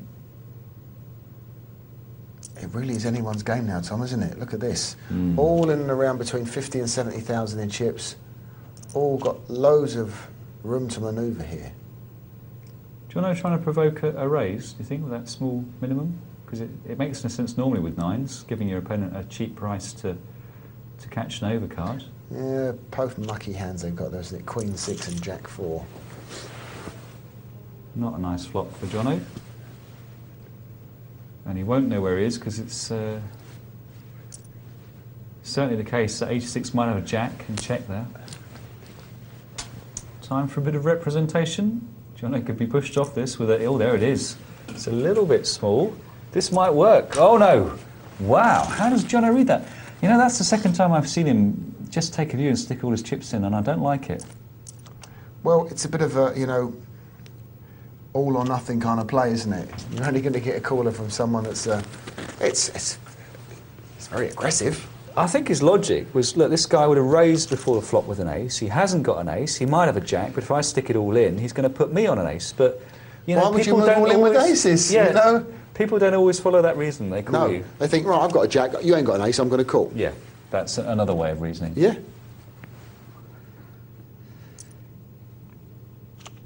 Not much finesse. However, he was betting, in fact, with the best hand, so he's got a case of saying, shut up, Dr. Tom. OK, look, we've been watching these boys for, I don't know, 20 minutes, 25 minutes now. Mm-hmm. Who do you fancy, Tom? You've had a good look at them. Who's the winner out of these 5? They're all very different, actually, aren't they? They all play a little bit of a different way. Well, I found reasons to find problems with Mirhish's and Jono's play, although less seriously for Mirhish's. So I'm going to plump for Patsy Gilberto 86. I'm going to go for Gilberto. He's been very quiet he's played very few pots.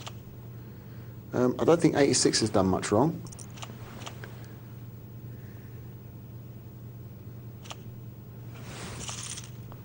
Is he your golden boy? Yeah, I think 86, he comes to the table as chip leader. Obviously was doing something right. Like you said, Jono and Mirhish made us a couple of strange decisions and plays during the final table. So I'll go for 86, I think.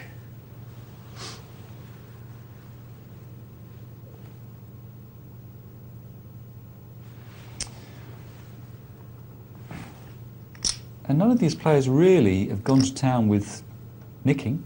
They've been betting with hands of some sort. Yep.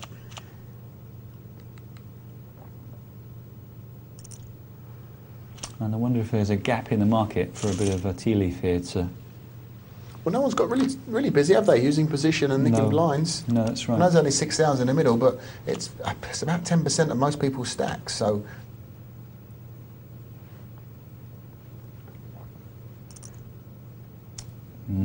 Well, why not put in 12? Like that. Yeah, I don't understand why 86 would try and get it so cheap. Yeah, it's a good flop for 86 here. I think he's going to take this down with a bet. Definitely now. Up and down with a flush draw. He's scared of the all-in move.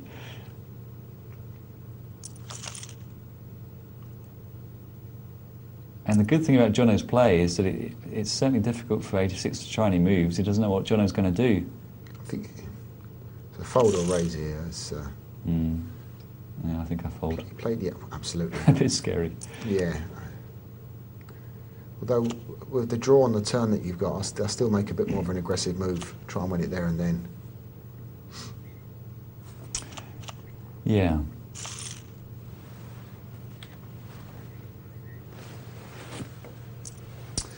So it's slowly simmering away. We're waiting for a big match-up. Sure, there'll be one coming down the line very soon.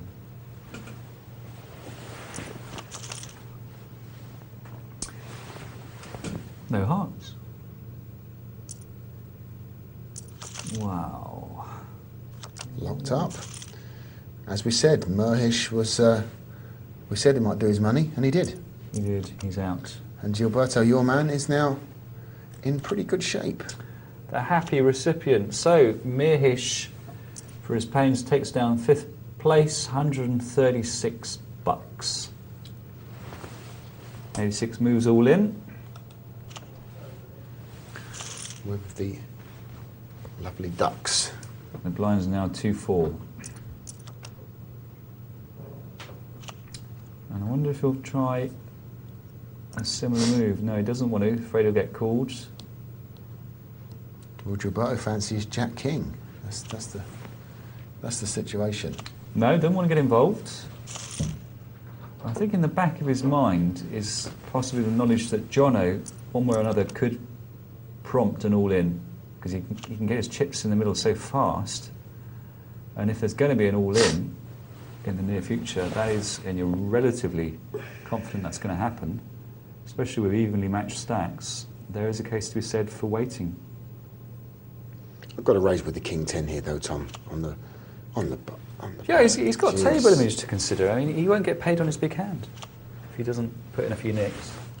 And he's chip leader as well, so he's in, you know, the position of power.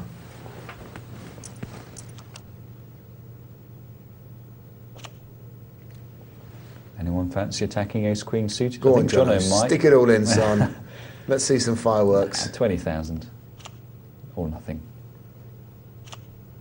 Yeah, absolutely sick on the big blind there with the ace queen suited. Yeah, it's a big hand at this stage. Yeah, We've seen him nick with less. We've not seen him limp with less. So 9 deuce. Do you want to catch a 9? You're not going to feel great about it. Do you want to catch a deuce? You're not going to feel great about it. I think he wasted 2,000 there.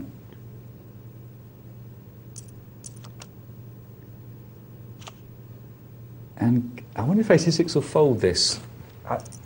There comes a time, Barry, when you've nicked someone's big blind sufficiently often that you just think there might be a raise coming back at you. yeah. You're going to get peed off eventually, aren't you, with someone on your case all the time? I know I do when I'm playing. Mm-hmm. You need to make a stand occasionally. And Jono That's certainly interesting. knows how to make a stand. One round goes by, he's got the same hand in King 10 and he raises his thumb on the button. Maybe he's got a strategy.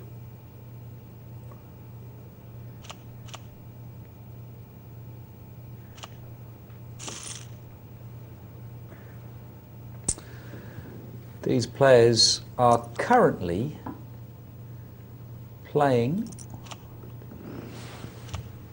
for, let me check my numbers, because they're all guaranteed 4th place, which is 168, and next prize up is 252.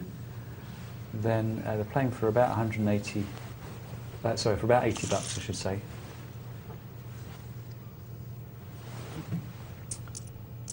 For the time being. Well, if it was ace-6 and then ace-queen, we might have action, but with the hands being the other way round... Oh, well, that Patsy's bet small, but still big enough to push the small ace out. And Patsy's been pretty solid.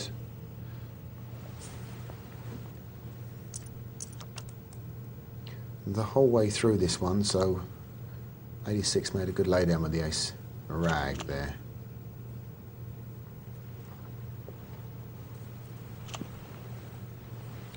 They've all tightened up a little bit, haven't they? King on the small blind, you thought, you know, against any random hand would have made a small raise. But no. Hello, now we've got action. Flush draw versus bottom two. Is Patsy going to lay this down? Yeah, that's a good bet from 86. That's not... Scare card for both, actually. Yeah, queen would have been scarier for him because it could give Patsy a straight to an up and down. But certainly... Oh, yeah. There we go. 40 in the middle. Fishy bet. Going to get paid, maybe? I think he'll get paid. Pot odds are so long. There's a lot of cards at beam, though, isn't there? Any 7, any queen. No, good fold. Yeah. Yeah, that was a good fold. He can put it down, but not everyone will.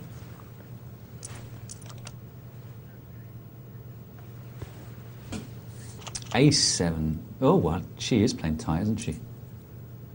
Four-handed game, ace-7 on the button, she lets it go.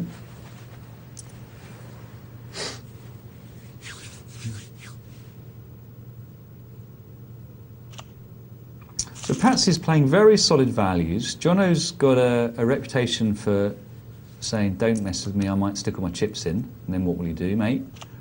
Gilberto's been playing pretty tight. I wonder if 86 is the player who's got the most room to move.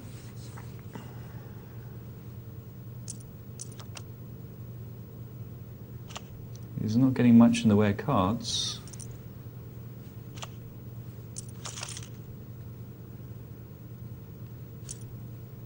And I'm going to bet bigger than that because I could very easily represent a king. I have done the call before the flop. My opponent probably hasn't got a king. I would bet a king in case my man had been betting with rubbish like 6-7, 6-8.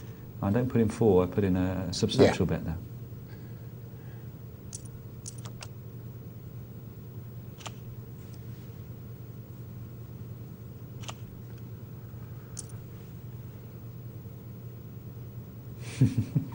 Once again, 3-4, knowing the danger of domination with that hand.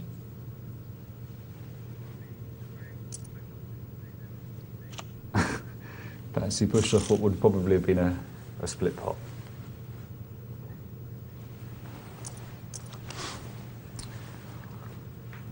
Hello, Jono's got a hand at last. And he'll possibly get a call here from Gilberto. No, not an unwise fold, actually, in my opinion. Some people get a bit attached to Jack 10, but some will call. Jack 10. Jack 10. Jack 10. Filth. Rubbish. Well, look, we're going to take a break now, but you can see the multi-table there is simmering along nicely. It'll still be going when we come back after this break. We don't know who's going to win. No. It could be anyone. Wide open, different range of styles those players have, and certainly a thrill to watch. So don't go away. Come back after this break for one more hour of Poker Night Live and the thrilling denouement of our multi-table tourney.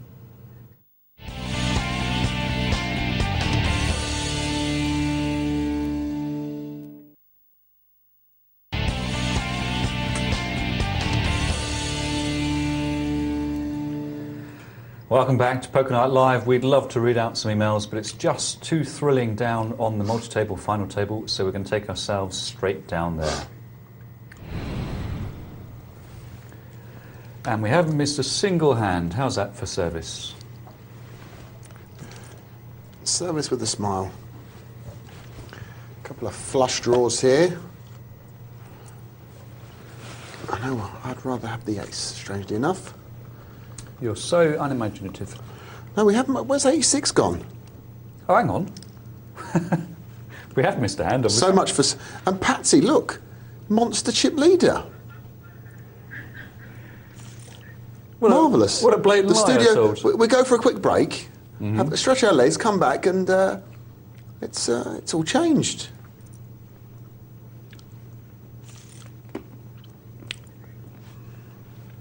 And he was your man that you chose, wasn't it? 86, yeah, thanks for highlighting that one. Wow, some amazing performance by Patsy, coming back from, what, 12,000 chips now? That's right. And could have fireworks here. Patsy played pretty tight, though. Not now, I don't think. Yeah, no, I thought that was going to be the play from Jono. And ace-9's not the hand I want to be getting all my chips in when I've got a chip lead, that's for sure.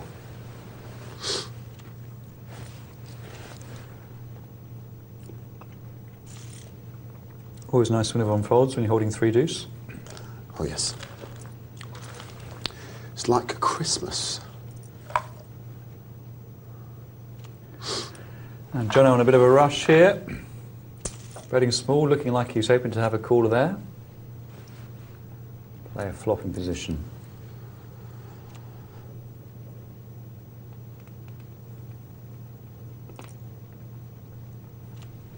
And when you're three-handed, the guy on the button has got counter position before the flop. He can put in the first bluff, and he's got position on the flop if he's called. So it really is a powerful situation to be in. It's a nice situation to be in. Pocket queens after a raise. Thank you very much.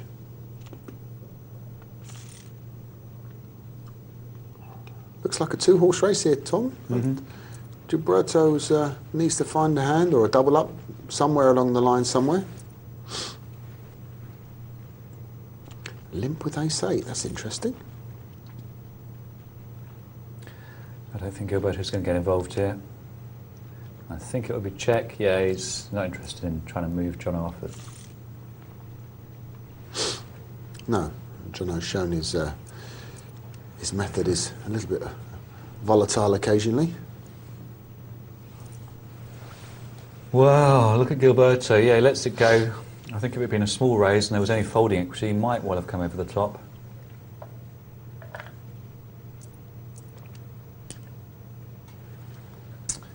And he knows that very soon he's going to make his move. Well, there it is.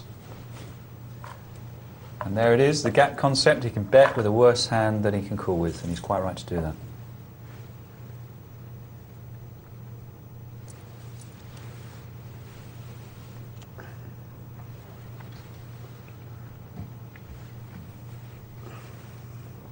But it's only a temporary reprieve, and of course the button whizzing round now, so all said and done, it'll be unlikely for Gilberto to get out of this without taking to a showdown at some point and doubling. Well, it's going to be hard work if he doesn't, put it that way. Wow. Wow, that's a monster lay down, isn't it? Ace four on the button. She's done it again and again. Yeah. On ace. But look, the situation is 3,000, 6,000. You know, you've got 20 big blinds. Do you need to be getting involved with ace rag? You don't need to get involved, but you can put in a nick with it. I agree.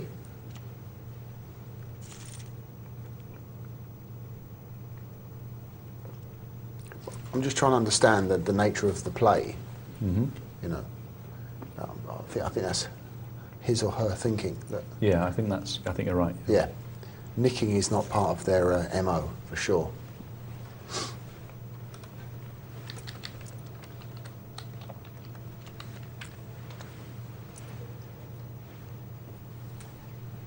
And Gilberto again fortunate enough not to run into a big hand.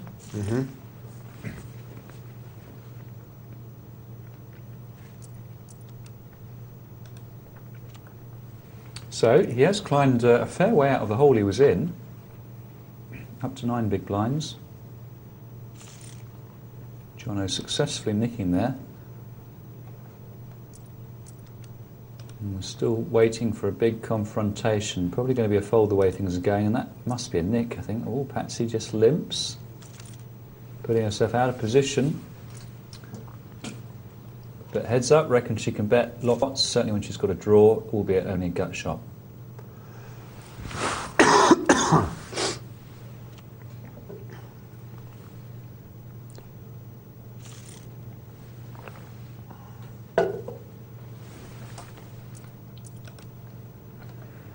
And that's an all-in, I think.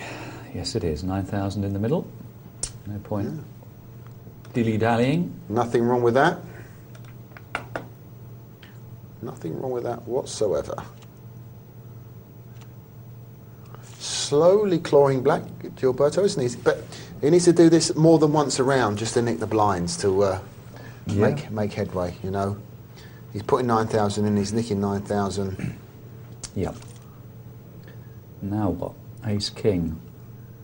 Yes. Bottom pair, but it's heads up, you know. It's difficult, and I mean, moving all in, he's kept it simple for himself, Yeah. but Dangerous. dangerous. He just didn't want to get pushed off it, obviously. No. Oh, well, he had outs, so he's got 5 outs if his opponent's Yeah, got a of couple. course, of course.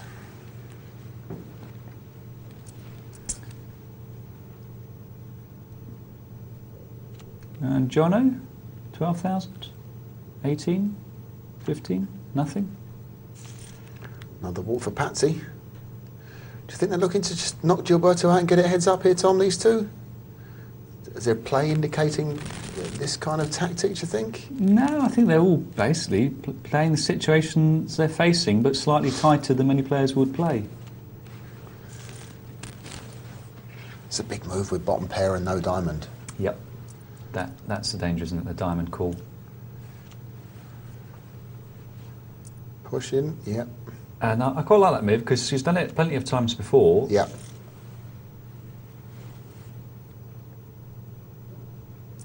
And he's doubled his stack from where he was, back up to 70 now. He's down at 35 at one point. Yep, that is, he's played... And I said it would be very unlikely for him to get out of it without taking it to a showdown, doubling through, but he has managed to do it.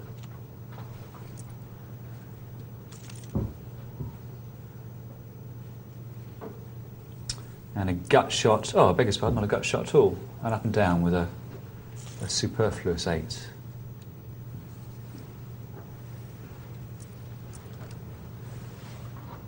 And a fizzy sort of raise, no, nothing from Gilberto. Yeah, I mean, it really is, it's a good job they're not playing rake, isn't it? Barry, they would bust by now. They would be.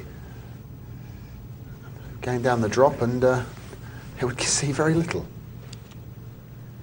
And now what? 10-9 suited Jack King. God, Johnny lets it go. The funny thing is all these players can be attacked. And Gilberto was the one who was doing it with very marginal hands because he knew he had to. Mm-hmm. But Jono and Patso have just declined to do it to the other two players as each sees it.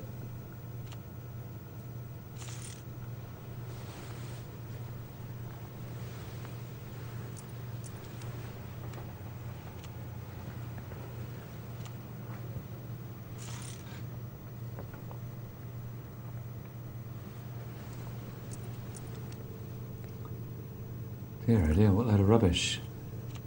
I guess it's a button move with the King 4, but it's not a great hand. I certainly prefer 10-9 suited. Or 10-9 offsuit. Indeed.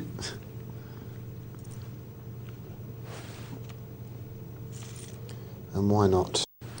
This is really up for the taking, this one, Tom. You know, don't think there's... no one's really grabbed this three-handed situation by the scruff of the neck. No, no one's been prepared just to push it.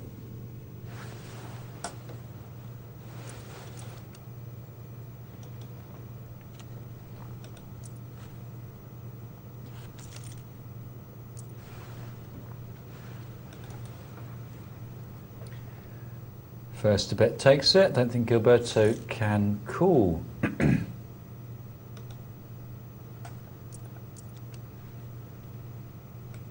Got an email here from someone called Mr. James Browning. Who? James Browning, Barry. Not James Brown. No, I don't think it's James Brown. He says, what do you say? He says, get up, get on down. Oh no, it is James Brown, you're right. Get up off of that thing, if it makes you feel better. No, it is unfortunately... oh, sorry, James, not unfortunately at all. Thankfully, it's James Browning, not James Brown. He says, hi guys, playing on the internet, multi-tabling with your dulcet tones in the background, very enjoyable. I heard you talk about tipping and I believe the following is true. The reason that tips are not allowed to be taken by the dealers in the UK is that the casino-owning companies in 1968 did not want tipping. They lobbied to have this written into the 1968 Gaming Act. So your man here, James Browning, thinks that it was indeed at the instigation of the They tried to get it in, casinos, but they failed. It's not a law. It doesn't. You know, if you can't tip in casinos, why do waitresses take tips? Well, it might specifically be the case that the Gaming Act would say you can't tip people dealing the games. Well, it's definitely a directive from casinos more than anything else. Mm-hmm. Because they used to take the tips in the Vic. They used to take tips back in. I know when Roy Houghton used to deal at the Vic in the early days of the you know, when poker was really in its infancy in the UK as far as tournament poker, and it was mostly 7 stud at the Vic then.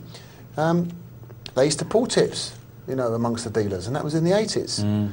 But the casinos didn't want it, and they vetoed the situation, you know. It's funny that, isn't it? Because, I mean, the casinos, obviously they want to preserve the integrity of their games so that people keep coming back, but on the face of it, once you let players start to tip dealers, then they can pay the dealers next to nothing, and it's in their interests. Then there's all problems about tax. Well, there's always problems with tax and tipping, isn't there? But then, you know, who's liable? You know, that was the problem for the casino. Well, the employees. Yeah, that's not that an easy question to answer, or it's not that simple to say, oh, it's the employee's, you know, situation. Say the employee leaves and leaving a bit of a hole and stuff like this. There are implications for the casinos. There definitely are. But look, one thing we all agree on is that, you know, they don't allow tipping to dealers in UK casinos. It seems very heavily legislated, because I remember one incident at the old Stackis when Roy was cardroom manager there. Yep. And he was short-staffed yet again. And we got to the final of a tourney, and he couldn't supply a dealer for the final.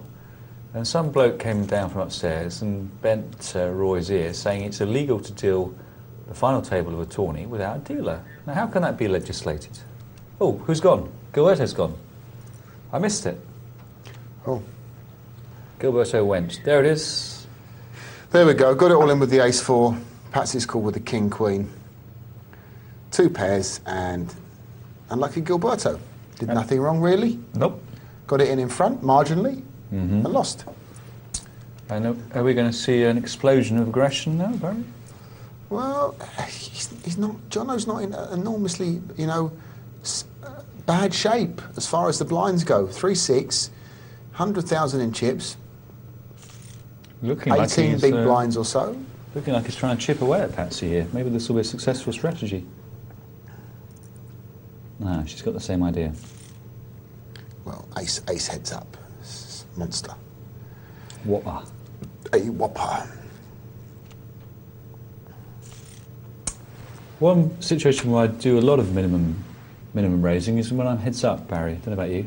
It's different here because the button's, curiously in this game, the button is a big blind, and that's unusual. That is unusual because I know whenever I play, it's always on the small blind, which is first to act pre-flop and last to act after the flop. Oh, Patsy might want to come in here.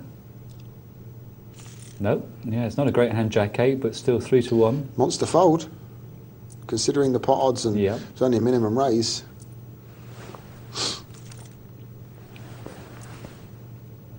That's a good bet. John's probably missed. Patsy could easily be betting 6 with a connection there. Good bet from Patsy.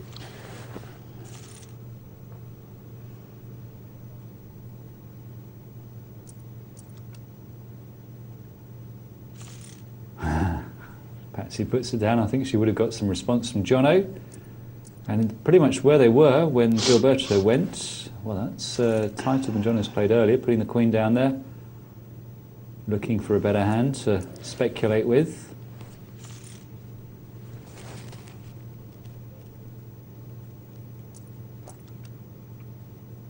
Maybe 7-10 off. Hoping his limp will look like it's dangerous and won't provoke a raise from Patsy.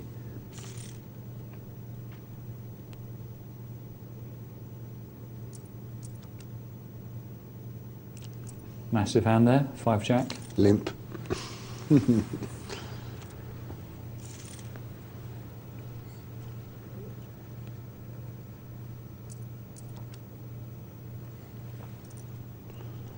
Doesn't usually take too long before we find a matchup of two pretty big hands to get it all in pre-flop. Mm-hmm. I wonder how long it's going to take us here.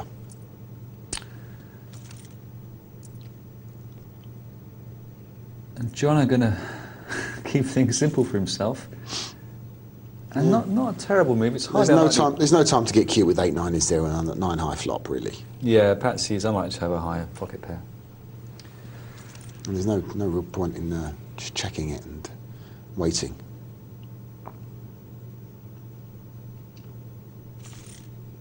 And Jono's starting to creep up now. Yeah, his aggression is definitely paying dividends here. He is slightly more aggressive. Yep. I wonder if Patsy can start to smell that and start to put a few re-raises in to keep him in check.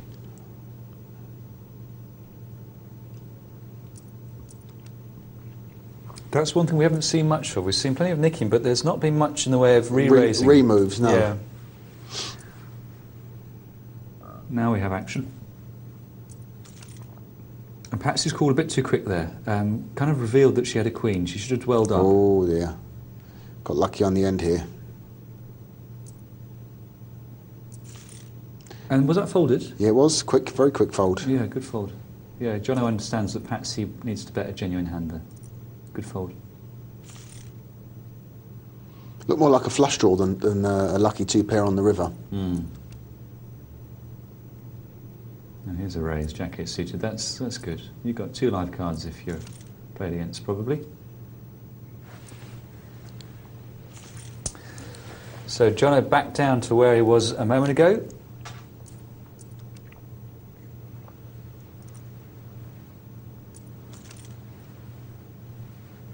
Anyone fancy taking that? Jono does.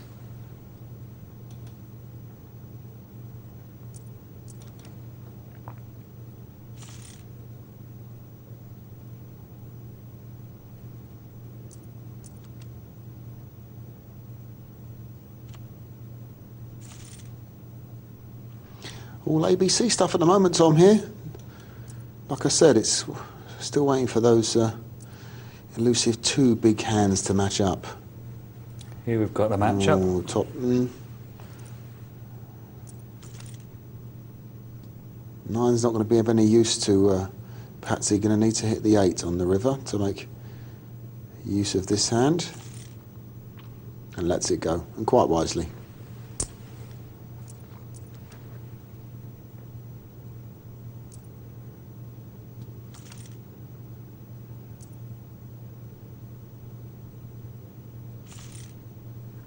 Yeah, Jono's definitely changed up a gear here. He's leading out pretty much whenever he can. And not far off being equal on chips. Wow, it's a big move with Jack-4 suited. He's done that several times, and Patsy should be looking for an opportunity to trap him. And perhaps, Barry, Patsy is prepared to ease up slightly on the nicking stakes because she believes she'll get a trap opportunity around the corner. Check it, yeah. 10 on... Oh dear.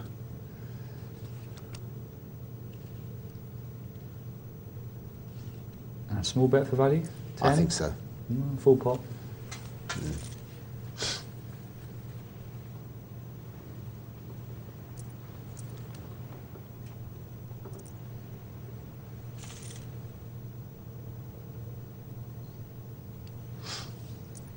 Still pretty close to being neck and neck.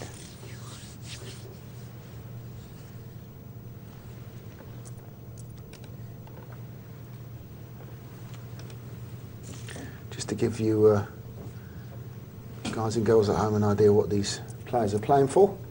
Second place $409, first place $630. This is a $10 multi-table tournament. They all started with 1,500 in chips. And 210 players entered this event this evening, so They've battled through 208 other players to make it down to this heads-up battle.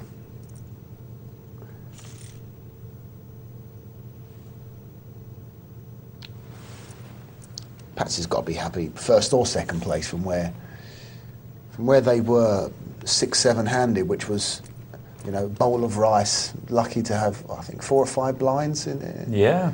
You know, done really well. And there it is, officially neck and neck now. Yep.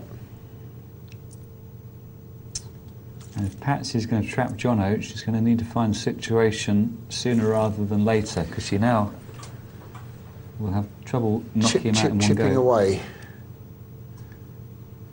Big cards in heads-up poker are, of course, the key to playing this game. Only 2 large cards is a good hand.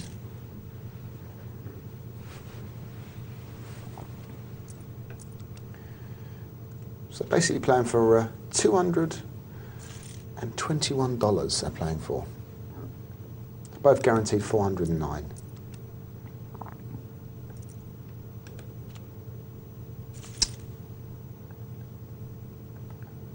And Patsy creeping away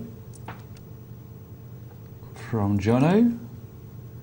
And that's surely... hello. I think I'd have back raised with the King 8 there. Big flop for both of them, really. Bigger for Yeah. Jono.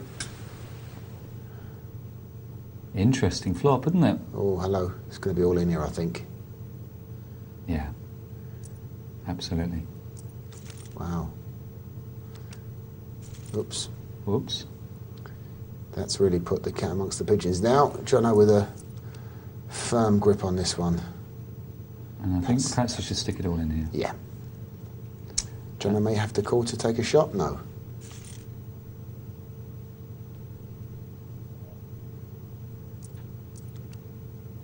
And again, the ace-2 defends. Jono would attack with all sorts of hands. Oh, I can't believe she folded that. Wow. She should have played that. With that chip stack. Jono bets with all manner of hands when she's that short stacked. Yeah. Oh well. She got her rewards. And all in. No point fiddling about. No. There we go. Oh dear. And that's it. Done and dusted. Well done, folks. Well done. That was a long and interesting multi-table tournament. Was Thank you very much. intriguing. Let's have a look at some emails then. Cole, morning, boys. It's a bit familiar, isn't it? Morning, boys. Morning, boys. Well, it's the aura that we give out to our viewers, you see. We give them a sense of actually being in their front room. An easy familiarity. Yeah. All white, Cole. Yeah, it's fine, mate. What? Hold on. Don't drop it down that low. It's Okay, not sorry. EastEnders. Colin, we're delighted to hear from you. I play, he says, on 50 cent $1 cash and have turned a $2,000 profit this month. I may have this level beat. Should I move up, and if so, to what level? Only if you made a sizable profit last month, Colin. You can have tremendous swings in poker, and going on your last month is not very wise. What did you earn last month? Average the last 6 months. Right, Barry? I think so. I think that's a fair shout. Look at your graph if you're using some kind of, diary system or something, or, even written records. See what you're earning. See if it's a consistent situation you find yourself beating the level on a consistent basis. If that's the case, that your 6 months of records are telling you that you're beating this level, yeah, maybe move up. I wouldn't say an enormous move. If you're 51 at the moment, which your email says you are, then try 1, 2. Yeah. Give it a go. Maybe play multi-tables. Maybe playing 2 50-cent $1 tables if you're not already. There's not going to be a great deal of difference. Obviously, the bankrolls are different, but It's probably the single biggest mistake beginning poker player. We've all made the same mistake. We've looked at results across 1 month and said that's what I can expect to earn per hour, per month, and the variance is so huge, and you'll find that a few months later you're back down to a much more plausible sort of hourly rate. Also, any poker books focusing on the odds of one hand beating another? I don't think there exists a massive compendium of matchups. People do them themselves these days on simulators like you can get on the Hendon Mob and Card Player magazine poker calculators, but no, I don't think there are such books. Am I right? No, it'd probably make pretty dull reading as well, looking at aces versus kings, aces versus king, queen, etc., etc., etc. As Tom said, there are loads of sites with automated poker calculators that will give you instantaneous odds, matchups, the possibilities of flopping a set when you've got this, that, and the other. So, if you want instant gratification, then go online and search out, go to Google and type in poker calculator or something like that. There's a plethora of. So if you want instant gratification, go online and type stuff into Google. Marty says, I heard that Doyle Brunson once said he could happily play a game of poker effectively without even looking at his hole cards. How do you think Doyle would manage this? Oh, well, I assume the answer is by working out what his opponents have got and when they'll fold.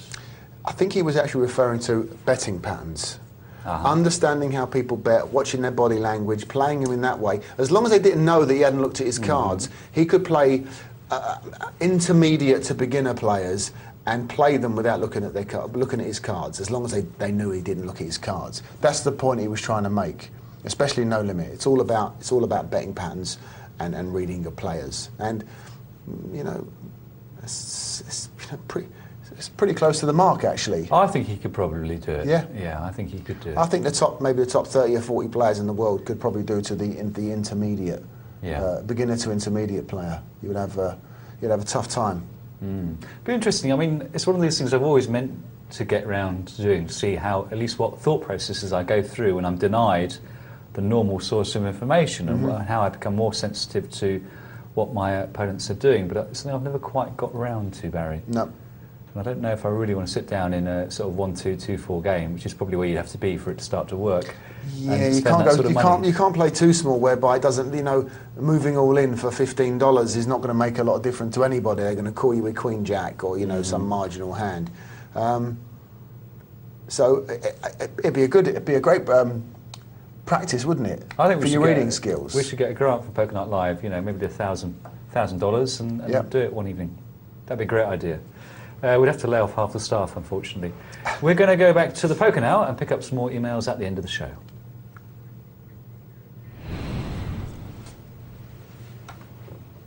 $20.40 cash, big old game. Hades, Ace. Sounds like a heavy metal band. Could be.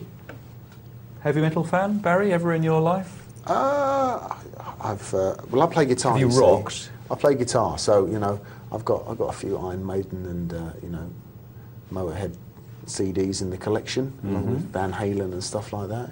As a guitar player and exponent of the axe. Do you play air guitar? Not usually.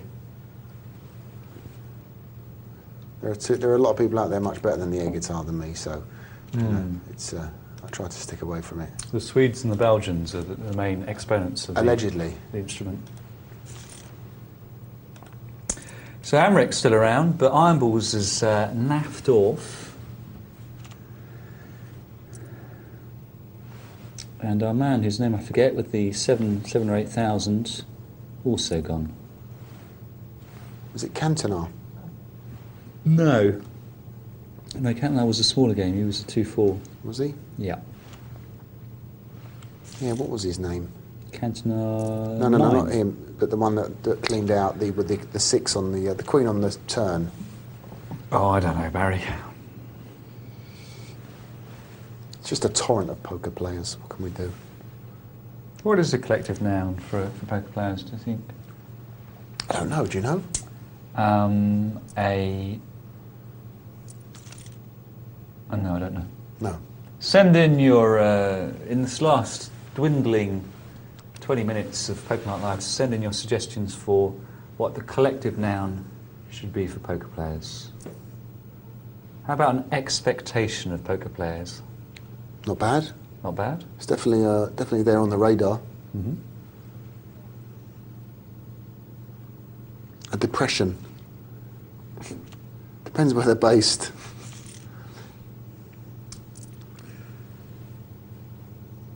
King 10, King 10.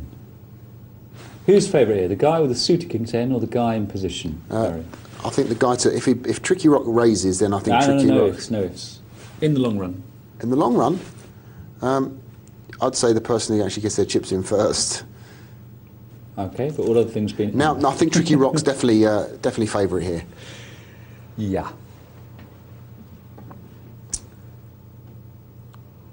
If he only knew. If he only knew how strong he was with the second nut flush. Yeah, he wouldn't bet $150 for sure. Hoping to be taken as drawing, provoking a raise from a player with a made hand. And, well, it's much more likely he's drawing than he's got a hand. I quite like the move, actually. Yeah. Because you know you're going to get a caller from the bare ace of diamonds if it's out there. Also, yep. Yep. That's right, yeah. You get a raise from someone behind, you charge a price for someone drawing.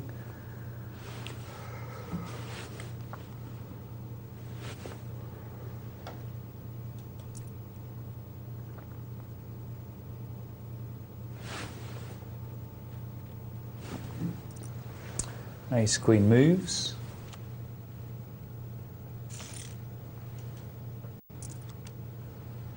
And there it is again.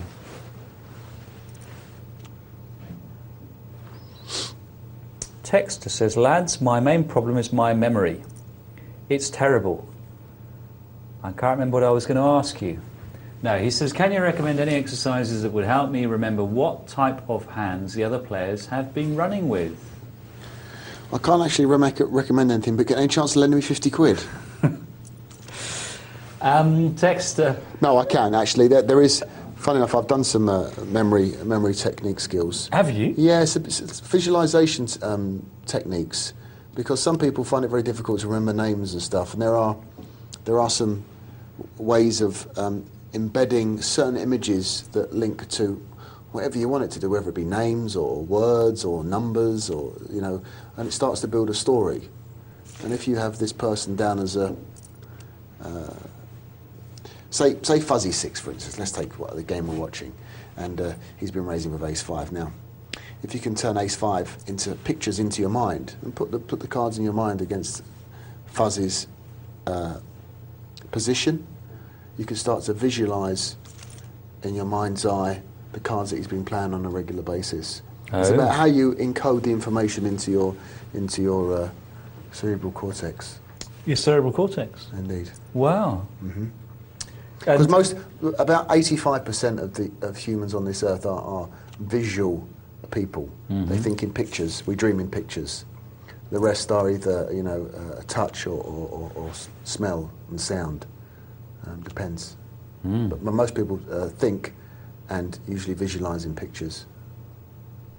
So does this technique of yours help me if I'm... Because the reason why I've never really got round to learning how to play stud properly, apart from the fact that it's dying a death, is that I'm a bit intimidated by remembering the up cards, yeah, or the discards. That's quite an easy thing to do. Oh, is it? How do you do it? Yeah. You write them down when you play on the internet?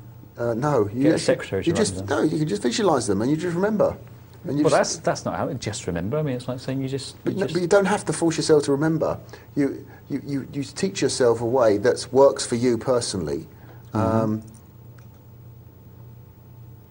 build it into a story. So okay, you're playing 7-card stud. Okay, the King of Diamonds, the Jack of Diamonds, the Four of Hearts. These cards are gone. Mm-hmm. Okay, now you now build a story in your mind that the King of Hearts went into a bar, met the Jack of Diamonds, and this kind of thing, because that's the way that this is the way that humans interact with each other, by telling stories. That's the way things are passed down from generation to generation. Do you think any of these stories might be good enough to publish? No, but it'll help your stud game, for sure. That the Jack of Hearts and the King of Diamonds walks in. See, I know you're trying to be derogatory now, you're taking the P. I understand this. No, I'm not taking the P, Barry. I'm trying to be very serious here. But, if the King of Diamonds and the Jack of Hearts walked into your bar, what would you say? I'd say, gee, look, there's a pair of 8s.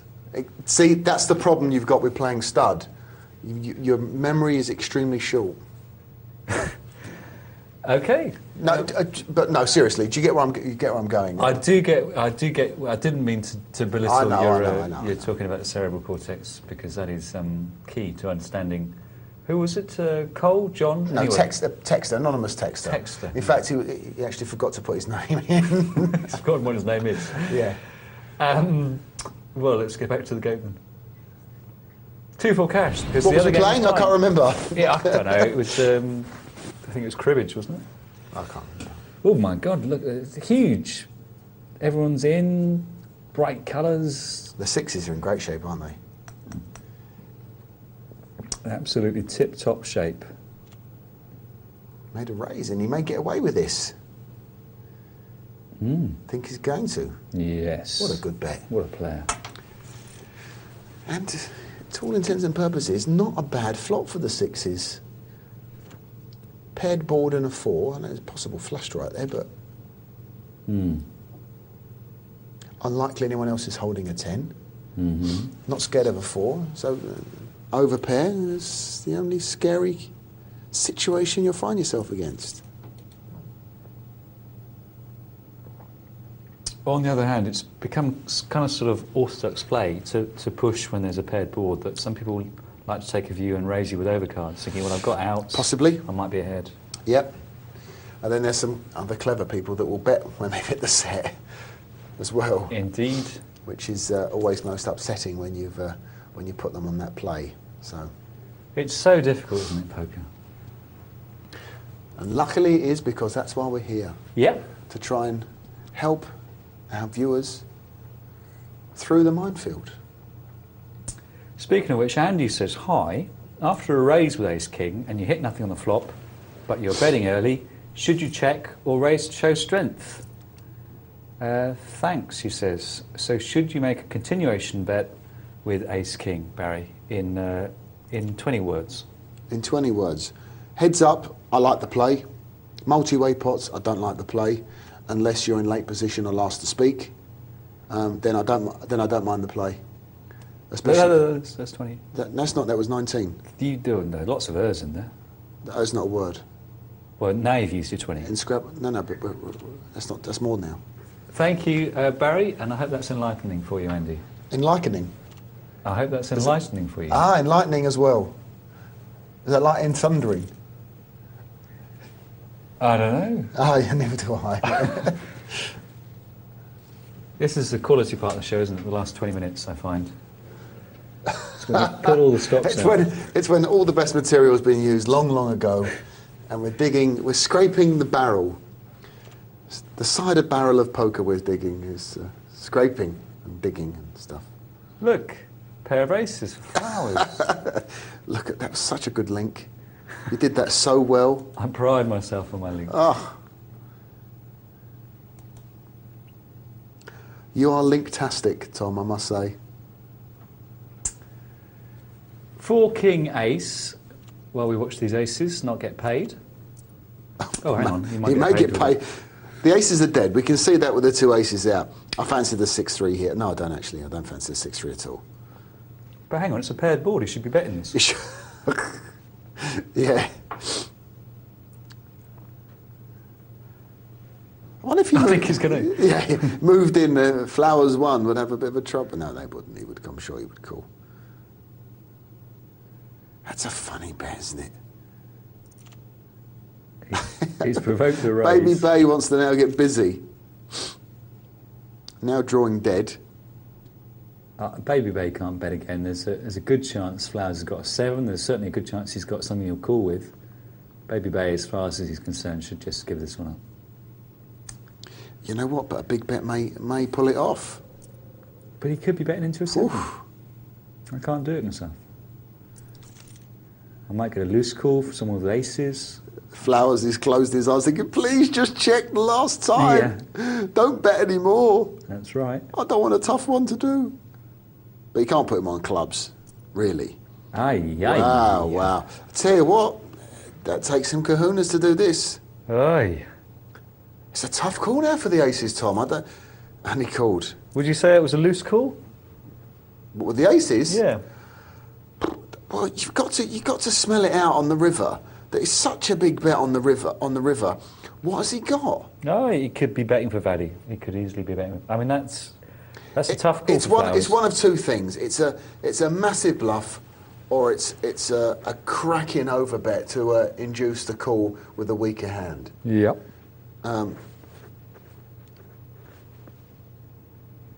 But as I said, Flowers one sitting there with his eyes covered, thinking, "No, don't bet anymore." I'm just going to have my aces shown up on Poker Night Live. Yeah, I'm going to get them cracked. Well, Forking Ace says, "Hi guys. Apart from maniacs who will go all in with nothing, the most entertaining type of player to play against online are the ones which complain about how the poker site is specifically targeting them to make them lose money. How many players do you estimate to actually believe this to be true? I'm quite sceptical about players using the chat box to create a false image, as I do this myself occasionally, though there is one very passive player on my Poker Tracker hit list who I think really does believe the site is out to get him, yet he still turns up every week for me to take his money. I write this having just lost in the $20 sit and go with kings versus king jack versus threes after going all in pre-flop to an ace high straight. Maybe I should be worried." Well, I think people just like to grumble, don't they? They don't think too carefully about there's the loads logic of of what they're conspiracy theorists out there, isn't there, worried about, poker this and poker rooms that. But, I think they have to take a step back and have a look at what online poker is actually bringing in as far as profits on a daily and weekly, monthly basis. They don't need to do these kind of things. As long as they run, a very tidy ship, which all of the poker rooms that I know of do, there's no need to have these big hand versus big hand matchups. They don't want players going broke all the time. This is not good for the business. No, it's a silly thing to say. But I do find it quite entertaining. People who complain constantly about their luck. And I sometimes, if it's a card room, I'm happy to engage them in conversation about why they think it is that the laws of probability are warped in their general area. We had we had an interesting text the last time about the random number generator not being correct, and we had 3 pairs of nines out hand after hand. And he says, that proves that it doesn't work. Well, I thought we went through it, and it actually proves it does work, because the 3 pairs of nines did come out hand after hand after hand. So, all good stuff.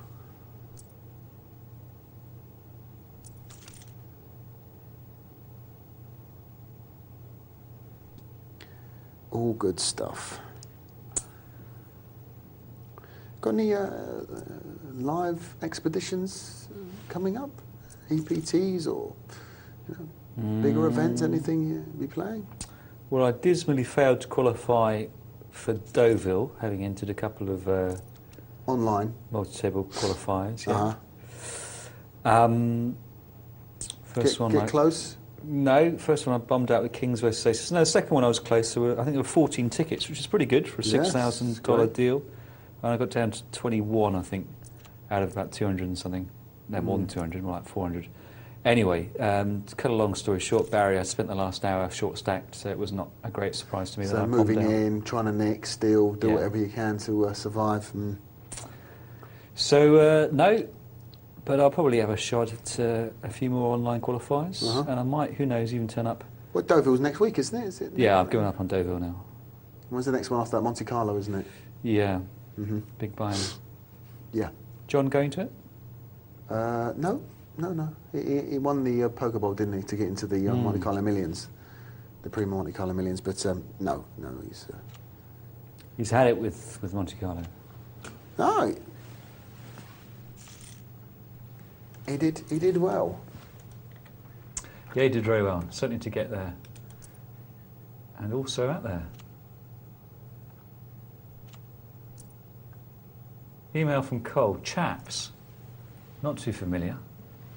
I asked the wrong question before. I need a book of a formula which would tell me the odds of winning when I'm facing a flop of 4-5 king rainbow and I'm holding ace king off with my opponent put on king queen suited.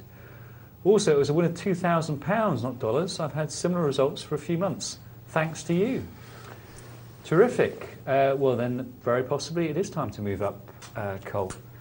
No, I still don't think that sort of book exists, I'm afraid. No, the book doesn't exist, but like we said, there are these poker calculators will do exactly that. You can put in the exact flop. You can put your opponent on a hand. You can actually have it 4-way, 5-way pots. So, you use your online tools instead of worrying about a book, because it would be terribly boring read, I'm sure.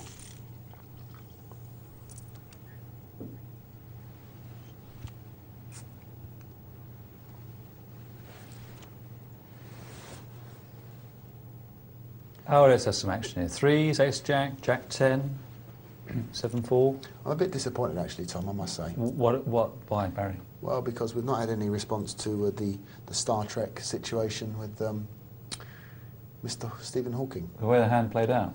Well, exactly what happened.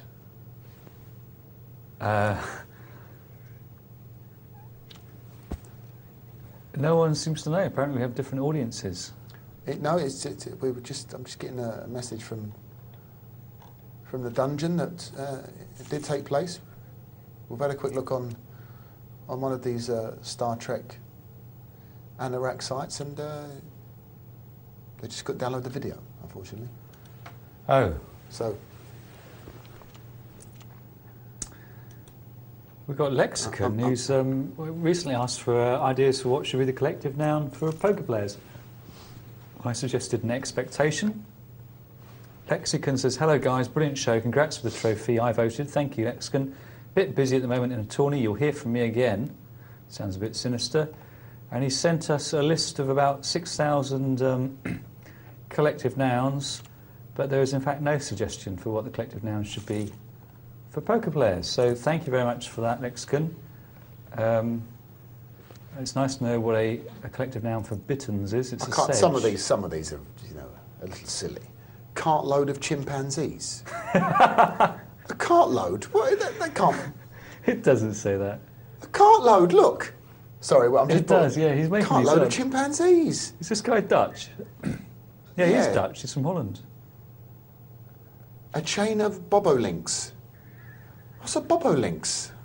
And there are three different collective nouns for pheasants, depending whether they're on the ground or in the air or in season. A lodge of beavers. A lodge of beavers? Yeah. Out of town? Yeah, well, obviously. Extraordinary. Quite extraordinary. But no, nothing for poker players. The only thing I can, I'm just... Oh, Colin, this is ridiculous. It says a rumba of rattlesnakes. A rumba. This guy's off his rocker. Rocker. Very good, Tom. The only one that's kind of poker related is where is it? Rake of something. There you We're go. going to put this on the forum. This is fantastic. This is very good. And it's a fall of woodcocks. I don't know. A harass of horses? That's silly. And everyone knows it's a flange of baboons. Oh well. It's always good to finish the night on a... Poker-related theme. yeah.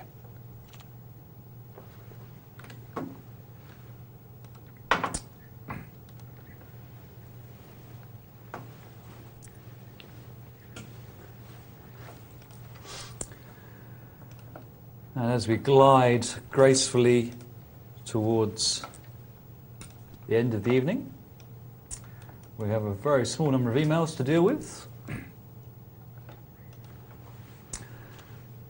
Let's have a look at them. Well, we've got an email here from John, who says, evening gents, I wanted your opinion on a situation that I had on Saturday. I was playing in a $200 World Series of Poker. Well, they've started already, the World Series of Poker qualifiers. They have. Started actually before Christmas in Oh, some really? sites, yeah. And I got down to the last 5. How exciting.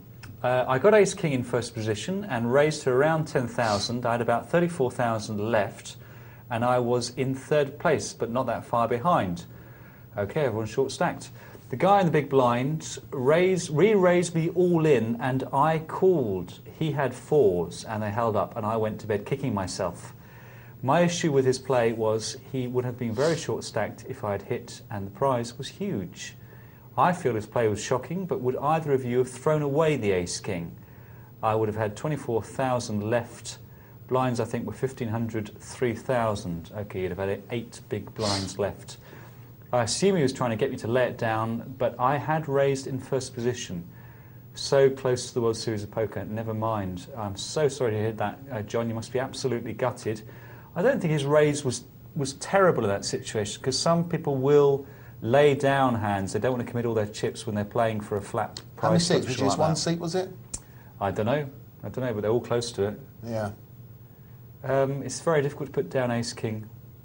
I can't. Of all the hands, it looks like a pair more than ace queen, but it might be ace queen, or he might just have made a move on you.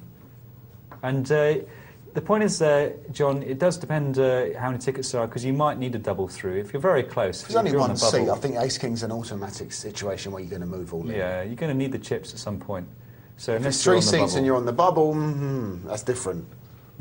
Or 4 seats. So we don't think you did anything wrong, but we don't think his play was quite as bad as it looks like to you, to be honest. I mean, who knows what you've been doing? Maybe you've been doing a fair amount of nicking recently for that sort of sum, and the guy was perfectly justified in thinking, well, he'll probably lay it down, and unless he's got a pocket pair, which is only 17 to 1 for a given player, then I'm in reasonable shape with my fours. So that's nature of tournament poker, I'm afraid.